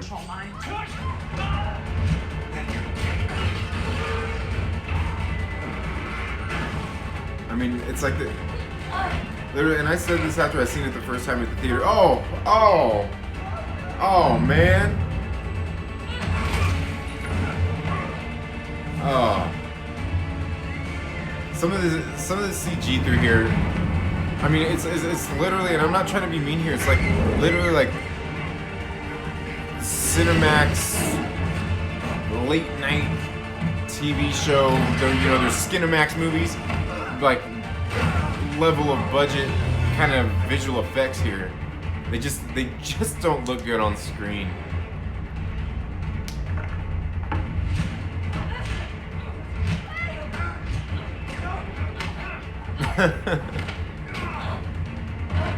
But what happened a second ago is Storm's sitting there fighting the guy with the dreads. We don't really know who he is.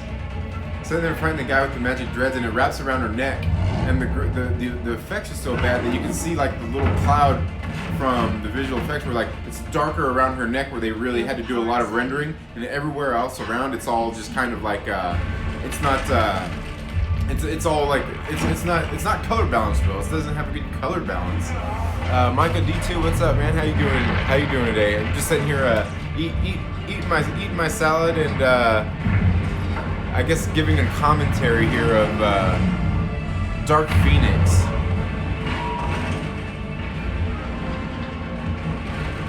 You know, once again, I just gotta say, I mean, it's just a travesty because it's the thing where they had the budget, they've got the actors, they've got the characters, they've got everything to make a good movie here, and it falls flat on its face. It doesn't really do anything. Like, there's just so much bad going on here. I know whose blood that was. Jean's hair is floating around like all magical and everything, and it doesn't need to be. And now all of a sudden it's not. And you know, just some of the unnecessary things that they do here. Mike says, "Oh, Dark Phoenix. I didn't want to see that, but I haven't seen him review either, so I've been wondering."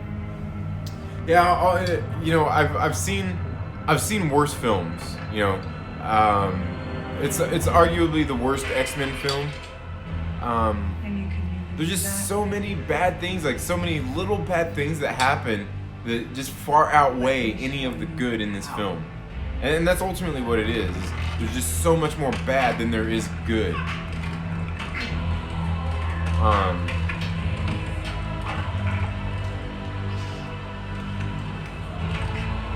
You know, and that in itself is, you know, like there are some good things in this film, but it's like just when there's that much bad in a film, I mean, it really kind of overshines and really makes a watcher forget about any of the good things that are happening in it.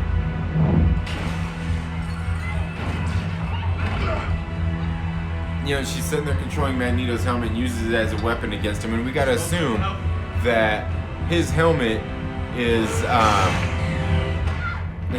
made of metal, and she's crunching it, using it as a weapon against him, and he has really no control over it. House now. Have you come to kill me too?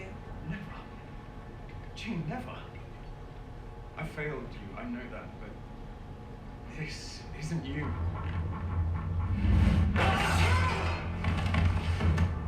Jean, please. You have no idea who I am. I've raised you since you were a little girl. I think I do. She's not your little girl anymore. Just. What are you? She's not your little girl anymore. Jean, Yeah, and I know, you know, it sucks for Jessica Chastain too, because we all know that Jessica Chastain is a great actress, but So shiny. her performance throughout the whole movie is all flat, and I think that's that's obviously the direction she was given, because it seems like their characters, whatever race these bad guys are still supposed to be like soulless and careless, and you know, just like not have any real cares. Oh man, this scene just, oh man, this is another example of just bad. Like, we got Xavier out of his seat walking up the stairs, you know, because he's paralyzed and everything. He's walking up these stairs, and like it's just so.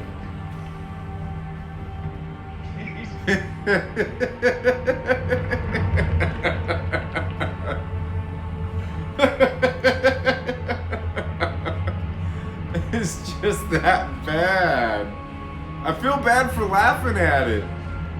I feel bad for laughing at it, I guess. you can see in mine.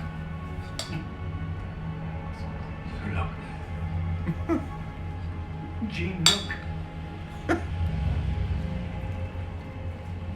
You choose to do The one thing It's entirely I'm glad about is that this could be your is that my feelings about this movie and everything that I felt when I watched this movie at the theater the first time, I'm still feeling right now, because here in a little while they're getting ready to do this battle on a subway, and the CG in it was so bad, the action was so bad, like I literally almost fell out of my seat laughing at the movie theater.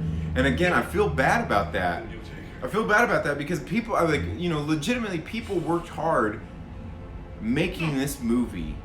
These actors worked hard making this movie. And I mean, it's really nobody else's fault. It's not the actor's fault in this case. It's not most of the people who went into making this movie. It's not their fault. I mean, No, she's not. it sucks because it ultimately falls on the producer, And there's still hope. on the director, executive producers, the writers. But but you know what it is for like your casual moviegoer, your casual audience member. The fault lies in the actors, you know, like it is their fault. And it's just not the case. It's just not the case. I mean, because anybody can tell you that the people that are in this movie are good actors. I mean, I can't think of one person that's in this movie that's a particularly bad actor. I mean, okay, we could say Alexandra Shipp. I've never really seen her in anything else to say that she's a good actor. Because she certainly doesn't bring it in this movie. And the other one she was in was a Days of Future Past or Apocalypse that she was in also, playing Storm. She just didn't do a good. She didn't do a good. And see, that's how unmemorable it was. She's just not that great of an actress. I haven't seen her in anything that's good. But other than her, everybody else in this movie has proven to be pretty decent actors. I mean, I guess the other one that hasn't been proven is what's his name that plays Quicksilver? I don't even know the actor's name that plays Quicksilver, because I haven't really seen him in much else neither.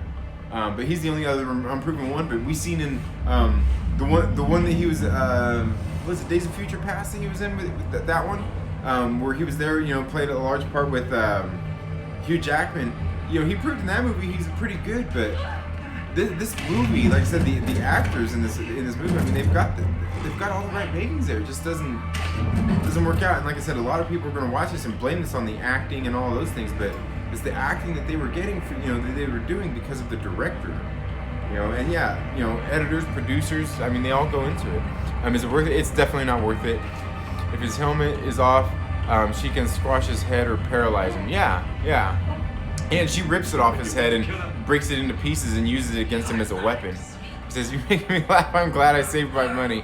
Yeah, and yeah, save your money. And as soon as I get my copy of this DVD in the mail, I'll probably be doing a giveaway for the digital copy of that. So you may get a chance to watch it for free.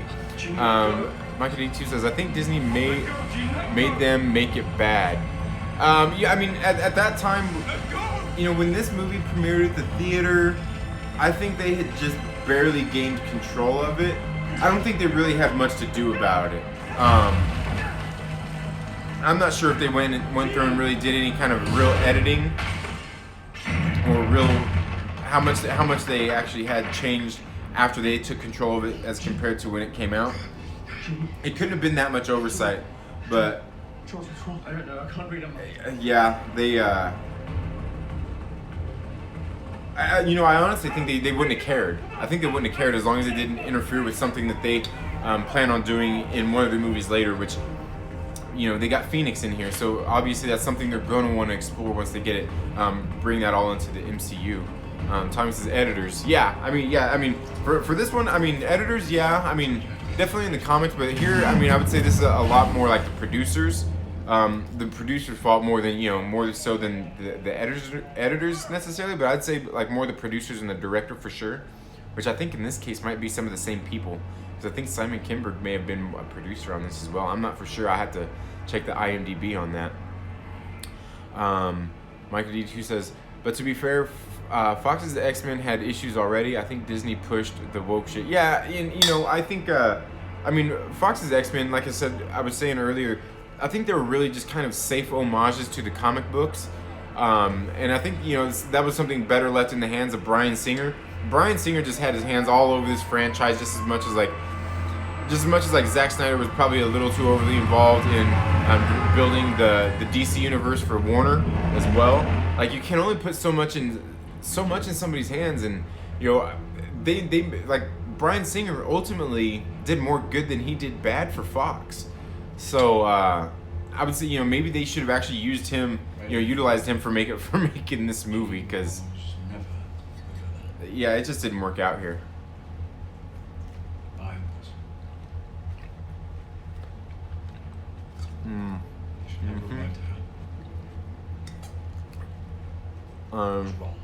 His name is Jesse Eisenberg. This power inside of her, I never got that there. Oh no, Intentionally to hurt her. That isn't me. This. No, I know who you're talking about. Eisenberg's from Lex Luthor. Inside. And again, this scene here too. We've got them on this military subway or whatnot, where they've got all the mutants contained, and we can see they've got them contained, and the guys are in here having a discussion. Xavier and Magneto are having this discussion about like their mission, what's going on, with Jean and everything. It's one of those things that it probably looks good on paper, but by the time you get it on screen and you start shooting everything, this movie is just not giving it. They just didn't do anything justice. You both do. Ty Sheridan, that's the guy's name, playing Cyclops. He's a decent actor too, but in this movie, like, a lot of his performances, it's just not there. And I haven't really liked Ty Sheridan as Cyclops in the first place, like, at all. Like, he just didn't do a good job. And again, a lot of it I don't attribute to him. I think a lot of this stuff is the director's fault. You know, the directors who ultimately had more effect on this movie than anybody, more than the actors, more than anybody else for the most part. Goddamn mutants come to spring you. They're not mutants. Frios, you're going to need our help. We're the only chance you have. Keep your mouth shut. Oh, that's funny. I didn't even notice that before. These guards got patches on their shirts that say MCU. I just noticed that. That's funny. Was that supposed to be Mutant Containment Unit? I don't know. Dude, that's hilarious. I can't believe I didn't notice that the first time I seen it in the theaters. I think by this time I was probably laughing so hard anyway. Because this whole scene getting ready to come up is laughable. Tommy says most actors today seem to be very flat and deadpan. I won't. It just kind of depends on who we're talking about. You know, like I said, a lot of that, especially like in this movie, performances fall flat because the direction they're given. You know, a lot of people, I mean, when it comes down to it, it's the direction they're given more so than it is the actors. But certainly, I think a lot of actors these days definitely need to work more on their abilities. But sometimes I think, you know, we don't have quite the dynamic actors that we used to have back in the day. Like, you know, like a Danny DeVito. A Danny DeVito is kind of Danny DeVito in every movie that he's in. You know, he's always Danny DeVito in every movie playing a role. And that's just something unique about a Danny DeVito, where he brings himself to the role and he's able to still embody a role and do it. Whereas now, it's like a lot of these actors, outside of what they're doing in movies, they're personality-less. You know, and maybe it's because they're too much themselves, and we see a lot of that, you know, just through social media and some of the things that they do there. And that could be it too, where, you know, they're more worried about talking about not necessarily an agenda, but their feelings on things, as opposed to having a personality and being themselves. They're too worried about PR, you know. And see, right? Oh, once again, Beast, terrible. Here we're getting into this action scene on the subway, and I gotta show you guys when here in a second when Storm starts going at it and fighting, the visual effects are just done really terrible. Like, oh, right there. Oh, right here we go. Right here, I'm not sure how well you can see some of this stuff, but like, look at those graphics there for. You probably can't see it too well, but like, some of those graphics right there for her lightning, it's just not well rendered. I mean, it looks terrible. I mean, I'm telling you, like, I'm not trying to be mean or anything like that, but it's literally like Cinemax level, like the, you know, the Skinemax movies, like Skinemax level graphics.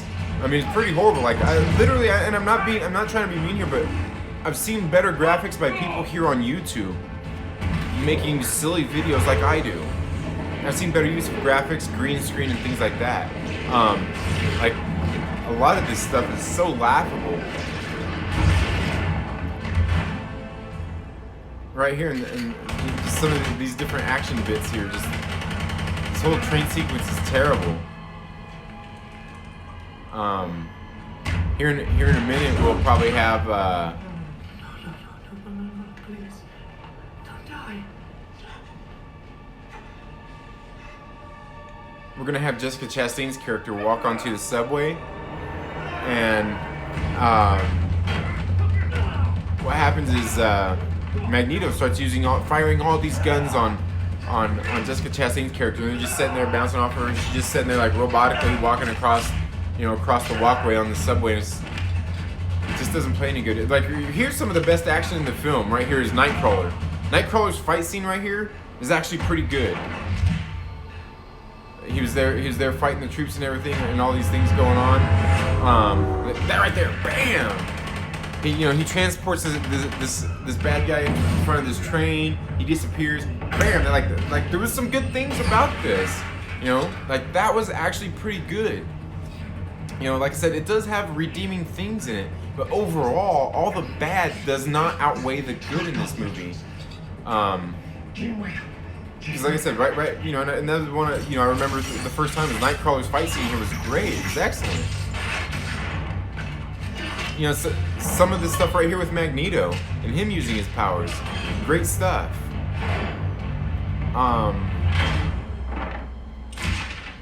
Like that right there. That little scene right there is absolute cheese, but I love it. It plays really well. Let me rewind the scene really quick so I can show you guys this. Right, where's it at? Right. Okay, let me get this scene here to show you this. This right here is actually played pretty good. Okay, I'll show you right here. And this is the guy. I tell you that they need to put this guy in the movie more. Okay, like this right here, cool, great stuff. But then right here, check this scene out right here. I don't know about you guys, but that's hilarious. Like it's hilarious, but it's hilarious in a way that works because it's like cheesy but yet good. It makes me chuckle, but I take it seriously. And like like sometimes it's okay to play on the cheesiness and go with it. Because to me that little scene I just showed you right there it reminds me of something like in Sam Raimi's Evil Dead. Kind of like a stop motion graphic that's kind of funny and it plays right. It plays well to what's going on. It was like great. Like I said, there's some good redeeming things going on in this film. Just altogether, there's more bad than good. Ooh, I must be breaking up here. I see things getting slow there. But what's up? Oh, Mike, drunk 3PO. What's up, man? Tommy says, but a good actor can make something fantastic from a streamer. It has happened before. Right, yeah, a good actor can, but altogether, if they don't have a good script and they don't have good direction, the best actor can still turn in bad performance. He says, it's not mean if it's the truth, though can't change facts. Right. Drunk Tokyo, what's up, man? Let's see, Michael D2 says, hashtag cancel Jeremy. I know, man. Why won't Jeremy come here and help me grow my channel? Why won't Jeremy come help me grow my channel? I think we gotta get Jeremy to retweet my live stream here so he can grow my channel. Okay, there's a scene getting ready to happen right here. I'm gonna show you guys again, where I think it's just funny and it just doesn't work. I have no desire to fight you. No desire to fight you. You want her dead. I had a change of heart. It's getting ready to happen here. I just don't want to show too much because I don't want to get like a copyright show, but I might get one anyway. I don't know. Because I've had the volume up pretty high here and showed some other clips of the movie. So I say it right here. All right. When it gets to it, I'll show you. Right here. We see all these shelves being emptied out on Jessica Chastain's character. Ooh, okay. I'm gonna show you my entertainment center really quick. Ooh, look at my movies over there. Yeah, it's kind of a mess. But okay, I'll put it back on my pretty face. Again, we get a break in the action here for more building up of tension, more things that we should have seen throughout the movie. This little scene with young Jean and Professor Xavier. Some of this stuff shouldn't be happening at this point in the movie. We're at the climax. We're at the climax and we're all of a sudden getting this scene of, them trying to relate to each other and talk to each other. SSJK Dots, what's up, man?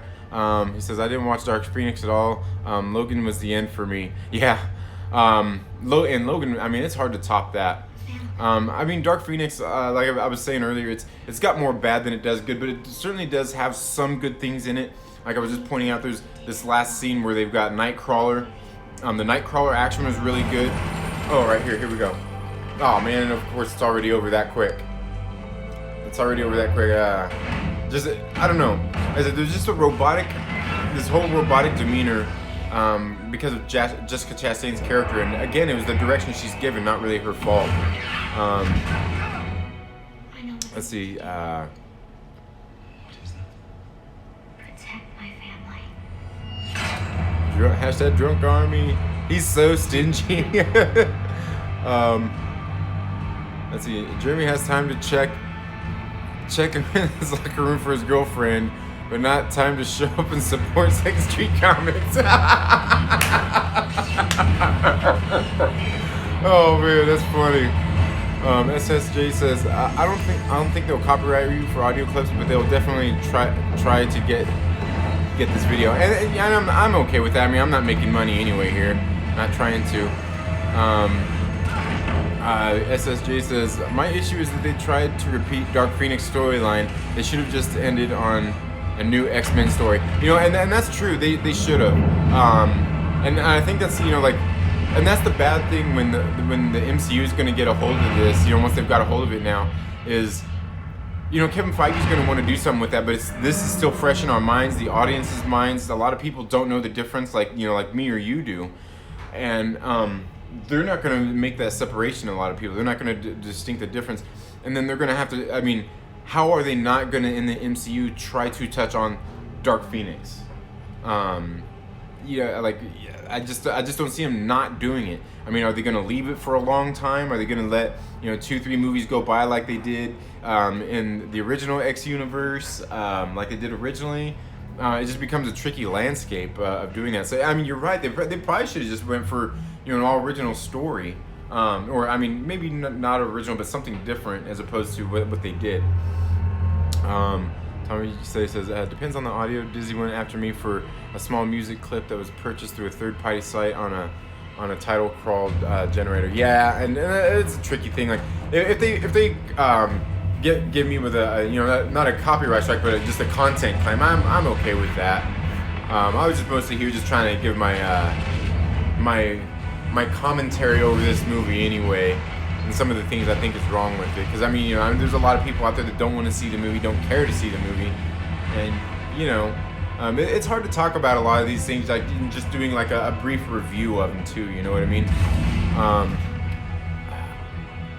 SSJ says it won't be 5 years until we see X-Men, so I think it's a good enough gap to replace Dark Phoenix. When MCU does the X-Men films, they should treat them like the Avengers films. You know what, SSJ, I actually did. I did back in February. I did a review of how I think they're gonna bring in the X-Men into the MCU. I still stand behind most of that video. The only thing I didn't know at the time, that none of us really did at the time, was enough about the Disney Plus streaming series and things like that, and how they were going to integrate it so much between, you know, the crossovers with the MCU and you know, the TV, the streaming shows. But I still stand behind a lot of it, and kind of exactly what I think you're saying is build up to an X-Men movie the same way they did the X-Men or the Avengers, and like, and that was one of the things I talked about, was introduce us to one or two of the characters at a time. You know, get them to somehow cross paths in some way. Like maybe in the first movie we get 3 or 4 of them. It doesn't even have to be that many. It could be 2 of them, where something happens, they both cross paths, whether good or bad. You're gonna get it. You know, maybe they end up fighting each other, and then maybe that's when Xavier and Eric Lenscher step in and, you know, towards the end and say, hey, like, guys, we need you to stop all this stuff. I'm Xavier. This is Eric. We've got this thing we're trying to do, and, you know, we're trying to help mutants and bring them together and try to keep them safe from the world because we are different. And then that's where the first movie would end with, you know, basically we end up with two mutant characters that we got to know and love through the course of the first movie, and then at the end we get Xavier and Magneto in there to kind of draw them all more. And then in another movie, you know, we get a little bit more upon that. We get introduced to a couple of more characters. And then, you know, like, and then maybe a couple more, and then they culminate into an X-Men movie. SSJ says X-Men will be team films that should be on the scale of Avengers. It will be grand, and then each film they introduce new X-Men. Exactly. Yeah, I think you're kind of thinking along the same, along the same lines I am. It's kind of like building it up as opposed to, you know, just like X-Men right off the bat. You know, exactly like you said, like they did with the Avengers. So I look at it like first film do OG X-Men with Jean, Beast, Cyclops, and Iceman. Next film we can see Storm, Wolverine, and more characters. Third film we get ready for the big X-Men Endgame. Yeah, exactly, and that's exactly what I'm. Yeah, I think we're definitely thinking along the same kind of lines there with how they'll do with the X-Men. Because I mean, one thing I was talking about before was, and that was something I talked about in. Ooh, look at that! I'm drunk 3PO now, streaming my chair.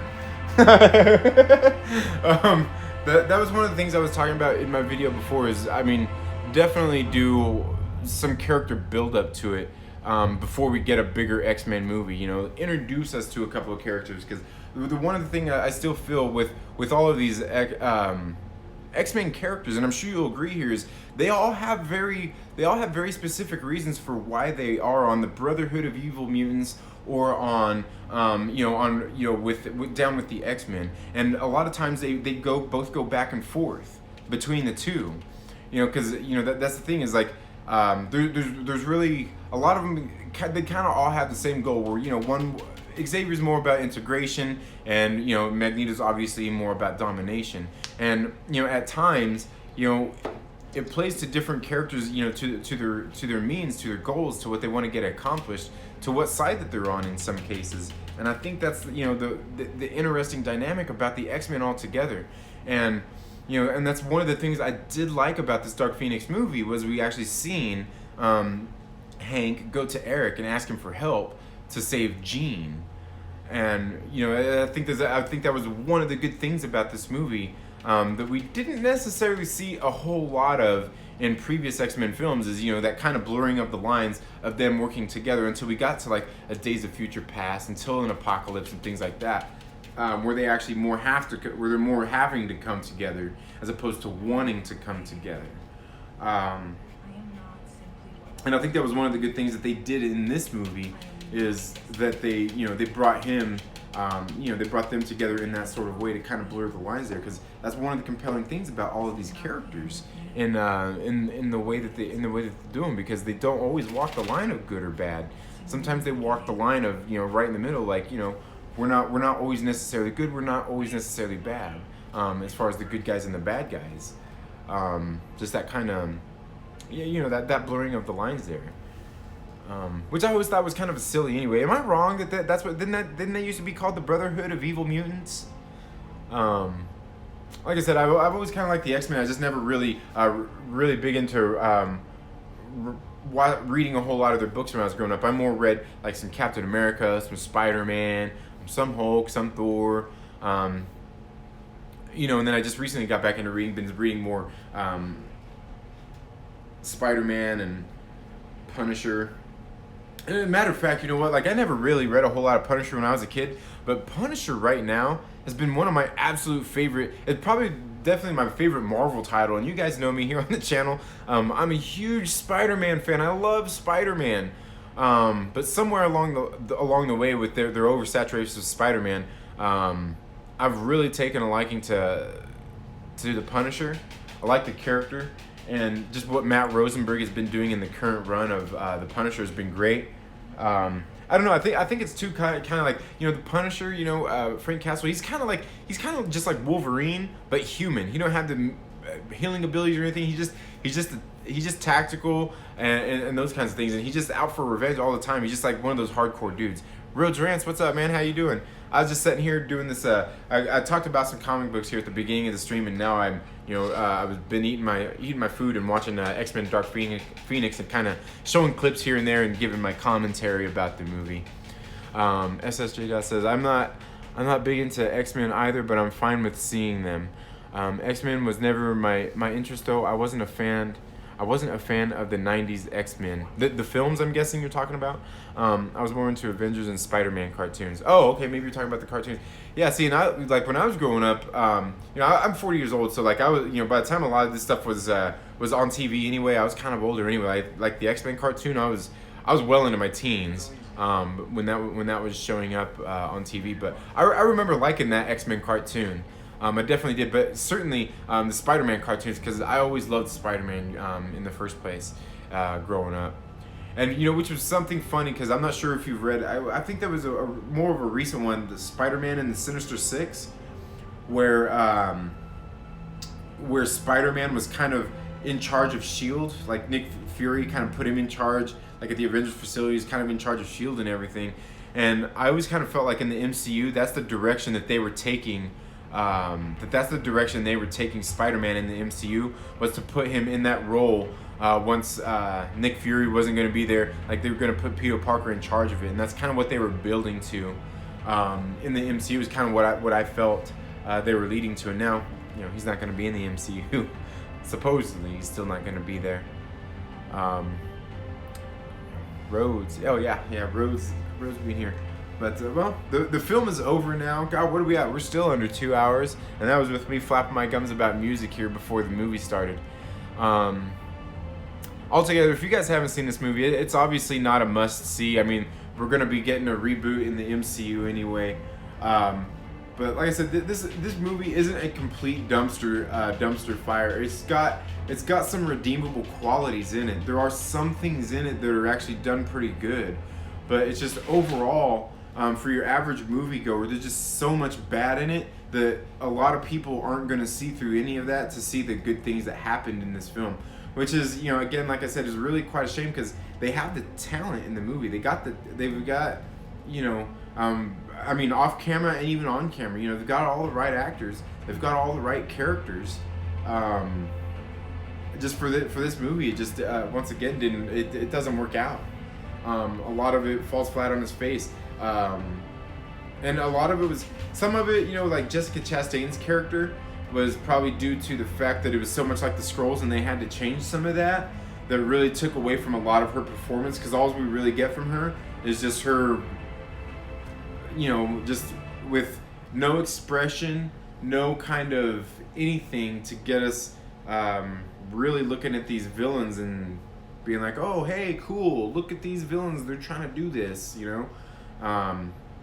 Because I still think, even in a lot of movies, even when we get villains, we still got to somewhat care about them, and, you know, or at least understand why they're doing what they're doing, and we don't really get that in this movie, other than the fact, like, we're after the Phoenix Force, we won it, it destroyed our lands, but with it we can build again, you know.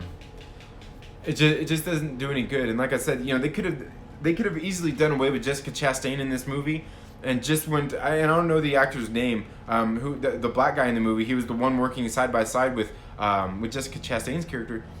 He was the guy they should have went with. Like, every single time he was in a scene, I felt like something good was gonna happen. I felt like something cool was gonna happen, but nothing really ever did. And that's ultimately what a lot of this movie is kind of this build-up to stuff, and really terribly done build-up to climaxes that just don't pay off at all.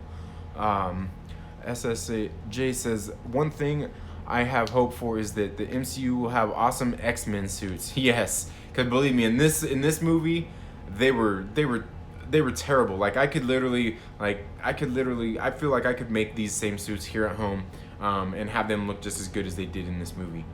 No CGI suits though. Endgame travel suits, right? The only thing about those endgame time travel suits is that I thought was bad. It's just bad branding for wanting each of these characters to look different. Thankfully, they weren't in them long enough to really kind of blur those lines, but I think that was just something bad. He says Feige is going to make those X-Men suits look great, and I think he will. I have faith in it. If anything, that's the one thing, and I've been saying that even about while they're getting ready to do all these silly characters in the MCU, like with Miss Marvel and these kinds of things coming in, is I have trust in Feige that they will do better iterations of these characters than what we've got in the comics when it comes to some of those silly characters like that. As far as that's concerned, certainly. He says, I hope they keep Fassbender as Magneto. He deserves to stay. And he does. If anybody, he deserves to stay. Just kind of like I feel the other guy, McAvoy, I mean, he's a good Professor Xavier as well. But again, like in this movie, they were just grossly misused. Bad writing, horrible directing. I mean, the direction they were given. Like I said, even as great of an actor that Fassbender is, a lot of his performance in this movie was thrown out the window by direction and just things that happen in the movie. Like I said, there was that scene in the movie where they're on Genosha or Krakoa or wherever they wanted to call that island. They didn't really say. Where he's giving an emotional performance because he had just found out that Mystique had been killed. They're just zoomed far too close on him for far too long for it to build that tension and that want for us to care, for his performance to really get across. They just spent too much time zoomed into him to get us to care about those kinds of things. And again, I mean, most of the faults in this movie is definitely like with the script writing and definitely the direction. And we got to blame a lot of that on the producers as well. Yeah, and it's just such a shame that this Fox franchise of X-Men, just had to go down on this note. It would have been better for it to all go for this franchise to go down with X-Men Apocalypse. And obviously we had Deadpool, which wasn't really tied into this, and Logan, which really didn't tie into any of the other movies neither, other than the fact that they had Wolverine in there. And I mean, again, I liked, for the most part, I liked a lot of the X films leading up to this. Even like I said, compared to this, I don't think Apocalypse was a complete dumpster fire. And it's a shame, And again, a lot of us, that have been there since the inception of a lot of these things, I still feel that these days, and that's why a lot of reasons people tear down like these X-Men films, the Sam Raimi films, is a lot of people weren't there for the ride, weren't there for the build-up of all this stuff to get the movies that we're getting now out of the MCU. I was there through all of that. I wasn't even a teenager by the time these movies were being released in the theaters. But I've been there the whole time, and I remember that road. Like, I'll go back and I'll watch some of these X-Men films, and I see, like, man, they're not the best films compared to by today's standards, but they're still good movies. They're still good movies. Like, even like X3, The Last Stand. I still like that movie. I mean, I remember even at the time when that movie came out, people were pissed. I remember people were asking for Brett Ratner's ass on a, they just wanted him gone. They had nothing to do with it. And even looking back on it now, I'm like, and at the time I thought it's not that bad of a movie. I like it. And looking back on it now, compared to something like this, it's like it was a good movie, Which of course, we can't compare. Like, just because this movie is terrible doesn't redeem another movie. But I feel in this case it kind of does. SSJ says, I feel you. It takes a great director to bring the best emotion out of an actor. A bad director can make the direct an actor in a bad manner. Yeah, exactly. I mean, they can still take, like, I've seen, we've seen plenty of movies out there where they've got great casts of people, and just like the direction in the film in itself ends up being crap. Just because you have the right actors, and even in this case, the right characters doesn't mean you're going to get something good. You toss it in a blender and there you go. He says, James can stay as Professor X2, and I hope they put the ghost of Hugh Jackman in the MCU, right? Yeah. The one person they definitely need to get rid of is Alexandra Shipp.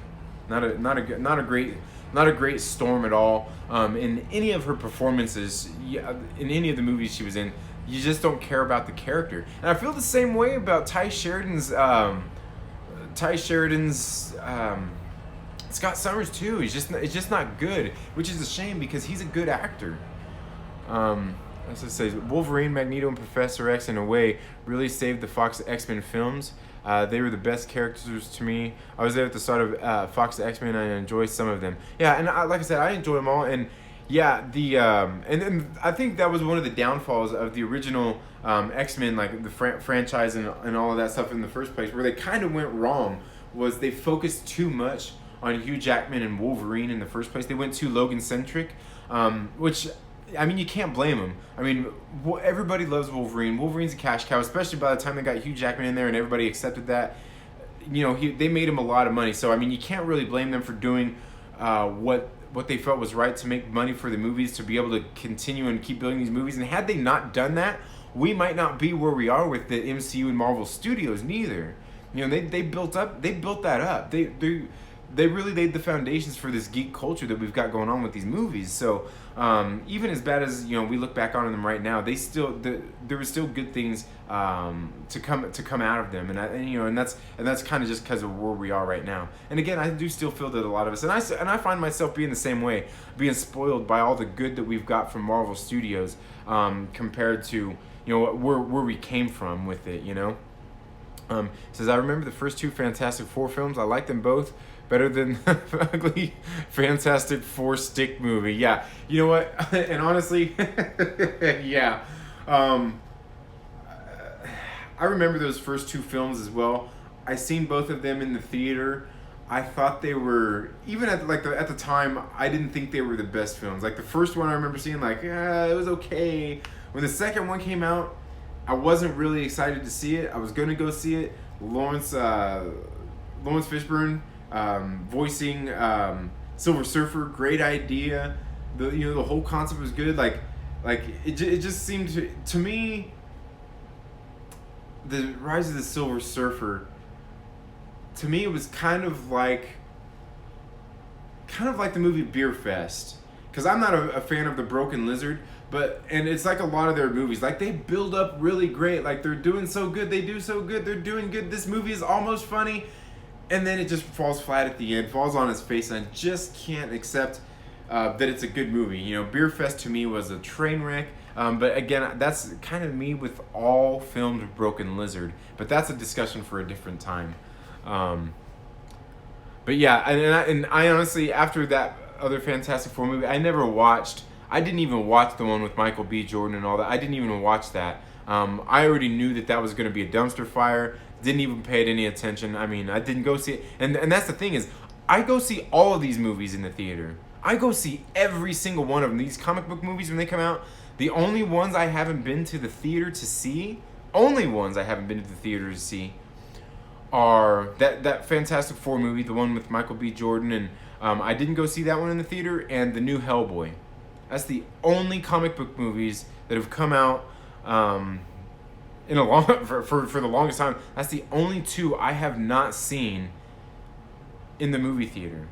Is the new Hellboy and that last Fantastic Four. Only two I haven't seen. Every single one of them I've seen at the movie theater, and I wanted to go see in the movie theater. Even this one, when we knew it was going to be not that great, it was one of those ones where I had to go see it. If Hugh Jackman was shorter, he'd have been full-on perfect Wolverine. Yes, indeed, he would have. He would have been. Which is why I kind of feel, a lot of people were kind of against it too, and I think it's just because he's typecast. People have tossed out Daniel Radcliffe. I'm willing to give Daniel Radcliffe a chance. I mean, he's a good actor. He's got the chops for it. He's certainly got the experience. He's got the talent for it. He's got everything else to it. The only thing is he would be treated just like Robert Pattinson being cast as Batman is, unfortunately. But yeah, if Hugh Jackman was shorter, he would have been perfect. And again, I've talked about this before. I think, and he's too tall for the role too. But I think John Bernthal would have been a great Wolverine as well. And and I don't want to hear the argument that he's been the Punisher or anything, because we see Chris Evans did all that stuff, and but I stand John Bernthal very well could still come in and do it. It's just at this point he's kind of older too. He's not young by any means. And it would be, how long is he going to play Wolverine for? But again, Wolverine is an old man anyway. It's just he couldn't really play the young Wolverine. But again, they got their de-aging technology where they could pull that off. But I think John Bernthal just has that. He has that good gritty look to him that I think would be great. Tommy says Hugh Jackman as Wolverine is insensitive to hairy people. Wolvie is a hairy beast, and that's true. Yeah, I feel you there. SSJ says Galactus was hideous in that Fantastic Four movie. He was a literal cloud of pollution. Yeah, I know too. I don't know what they were thinking there. What were they thinking when they did that? Like, they were smoking some of that stuff that's better than what I'm getting, apparently. Maybe I need to call a different shop. But yeah, that was pretty terrible. Tommy says that Hellboy reboot did not look interesting at all. And you know what's funny is like the trailer, the first one actually kind of looked interesting, but you know it just looked. I think where it fell like flat in the trailers and everything, and probably in the movie in itself was it looked like it, I mean, and of course you can't change it much anyway. It looked like it was just a reboot of the movies with Ron Perlman, which essentially is the same character. There's no real way to do that character differently. So. Yeah, I mean, they really, in the end, they really didn't have a whole lot to work with in the first place, you know? And that's the danger, because, you know, like, he's a character that's been around for a while, but, again, like, I don't know how much material they have there to work with. I've never read Hellboy, but it doesn't seem like they would have had a whole lot of material to work with there to justify even doing a reboot. If anything, they should have just tried to make it be a sequel to what they already had, which in itself would also be silly as well. Let's see, SSJ says, skip the Hellboy reboot is literally a full-on parody film in a way. Hellboy power set was horrible and super inconsistent. I'll take your word for it too. I'll take your word for that. SSJ says, Fox executives in the studio. Man, I think fans would prefer a giant cloud. Giant purple man, or play it out, and let's use him as a metaphor of pollution. A cloud. Yeah. I don't know what they were thinking there.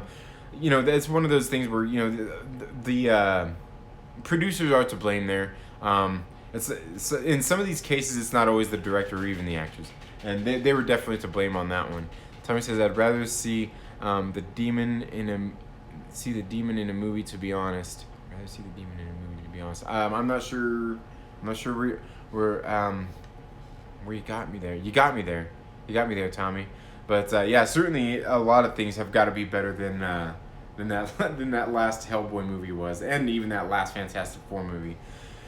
But you know, the movie's done. I guess I'm kind of done with my commentary here and talking about that.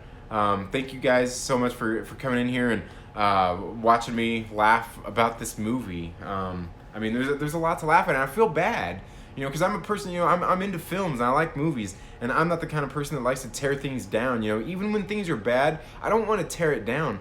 But this movie, I mean, it's got a few good things in it, but altogether, I mean, you can see I was laughing uncontrollably in some parts, because that's how bad some of this stuff got.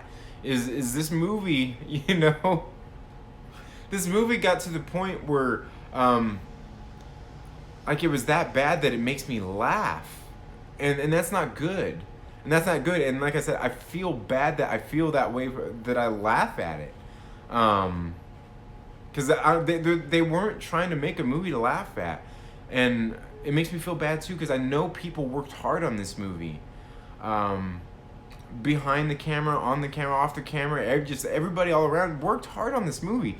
The writer, you know, I think it was Simon Kinberg too, you know, he worked hard on this movie, and that's what makes me feel bad when something like this comes around, and I feel bad about laughing at it, because I know people work hard, and I would feel, you know, I wouldn't like it if people were out there just tearing down and laughing at my hard work, and there's a lot to be said for that. You know, and I genuinely do feel bad laughing at this movie, but at the same time, I cannot help it. And you know, and it was big of Simon Kinberg that came out after this movie and, you know, kind of took the blame on himself and said, you know, that it's largely his fault, and he's not wrong. He's not wrong, and that's another reason why I feel bad laughing about it too, is he's willing to own up to that and take the responsibility for that.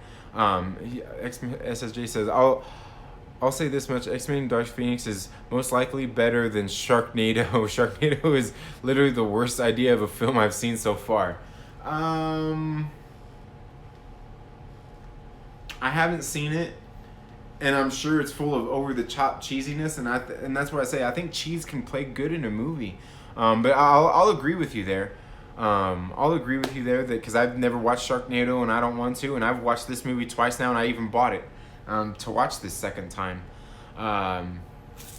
And altogether, again, I do feel bad laughing at things like that, because I feel bad that people did. I can't say that they poured their heart and soul in this movie, but people poured a lot of hard work into this film.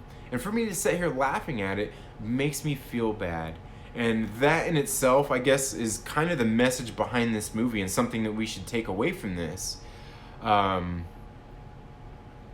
Is exactly that people did put a lot of time and work into that, and they made a movie that I'm laughing at that is not a comedy, and that's not a good thing.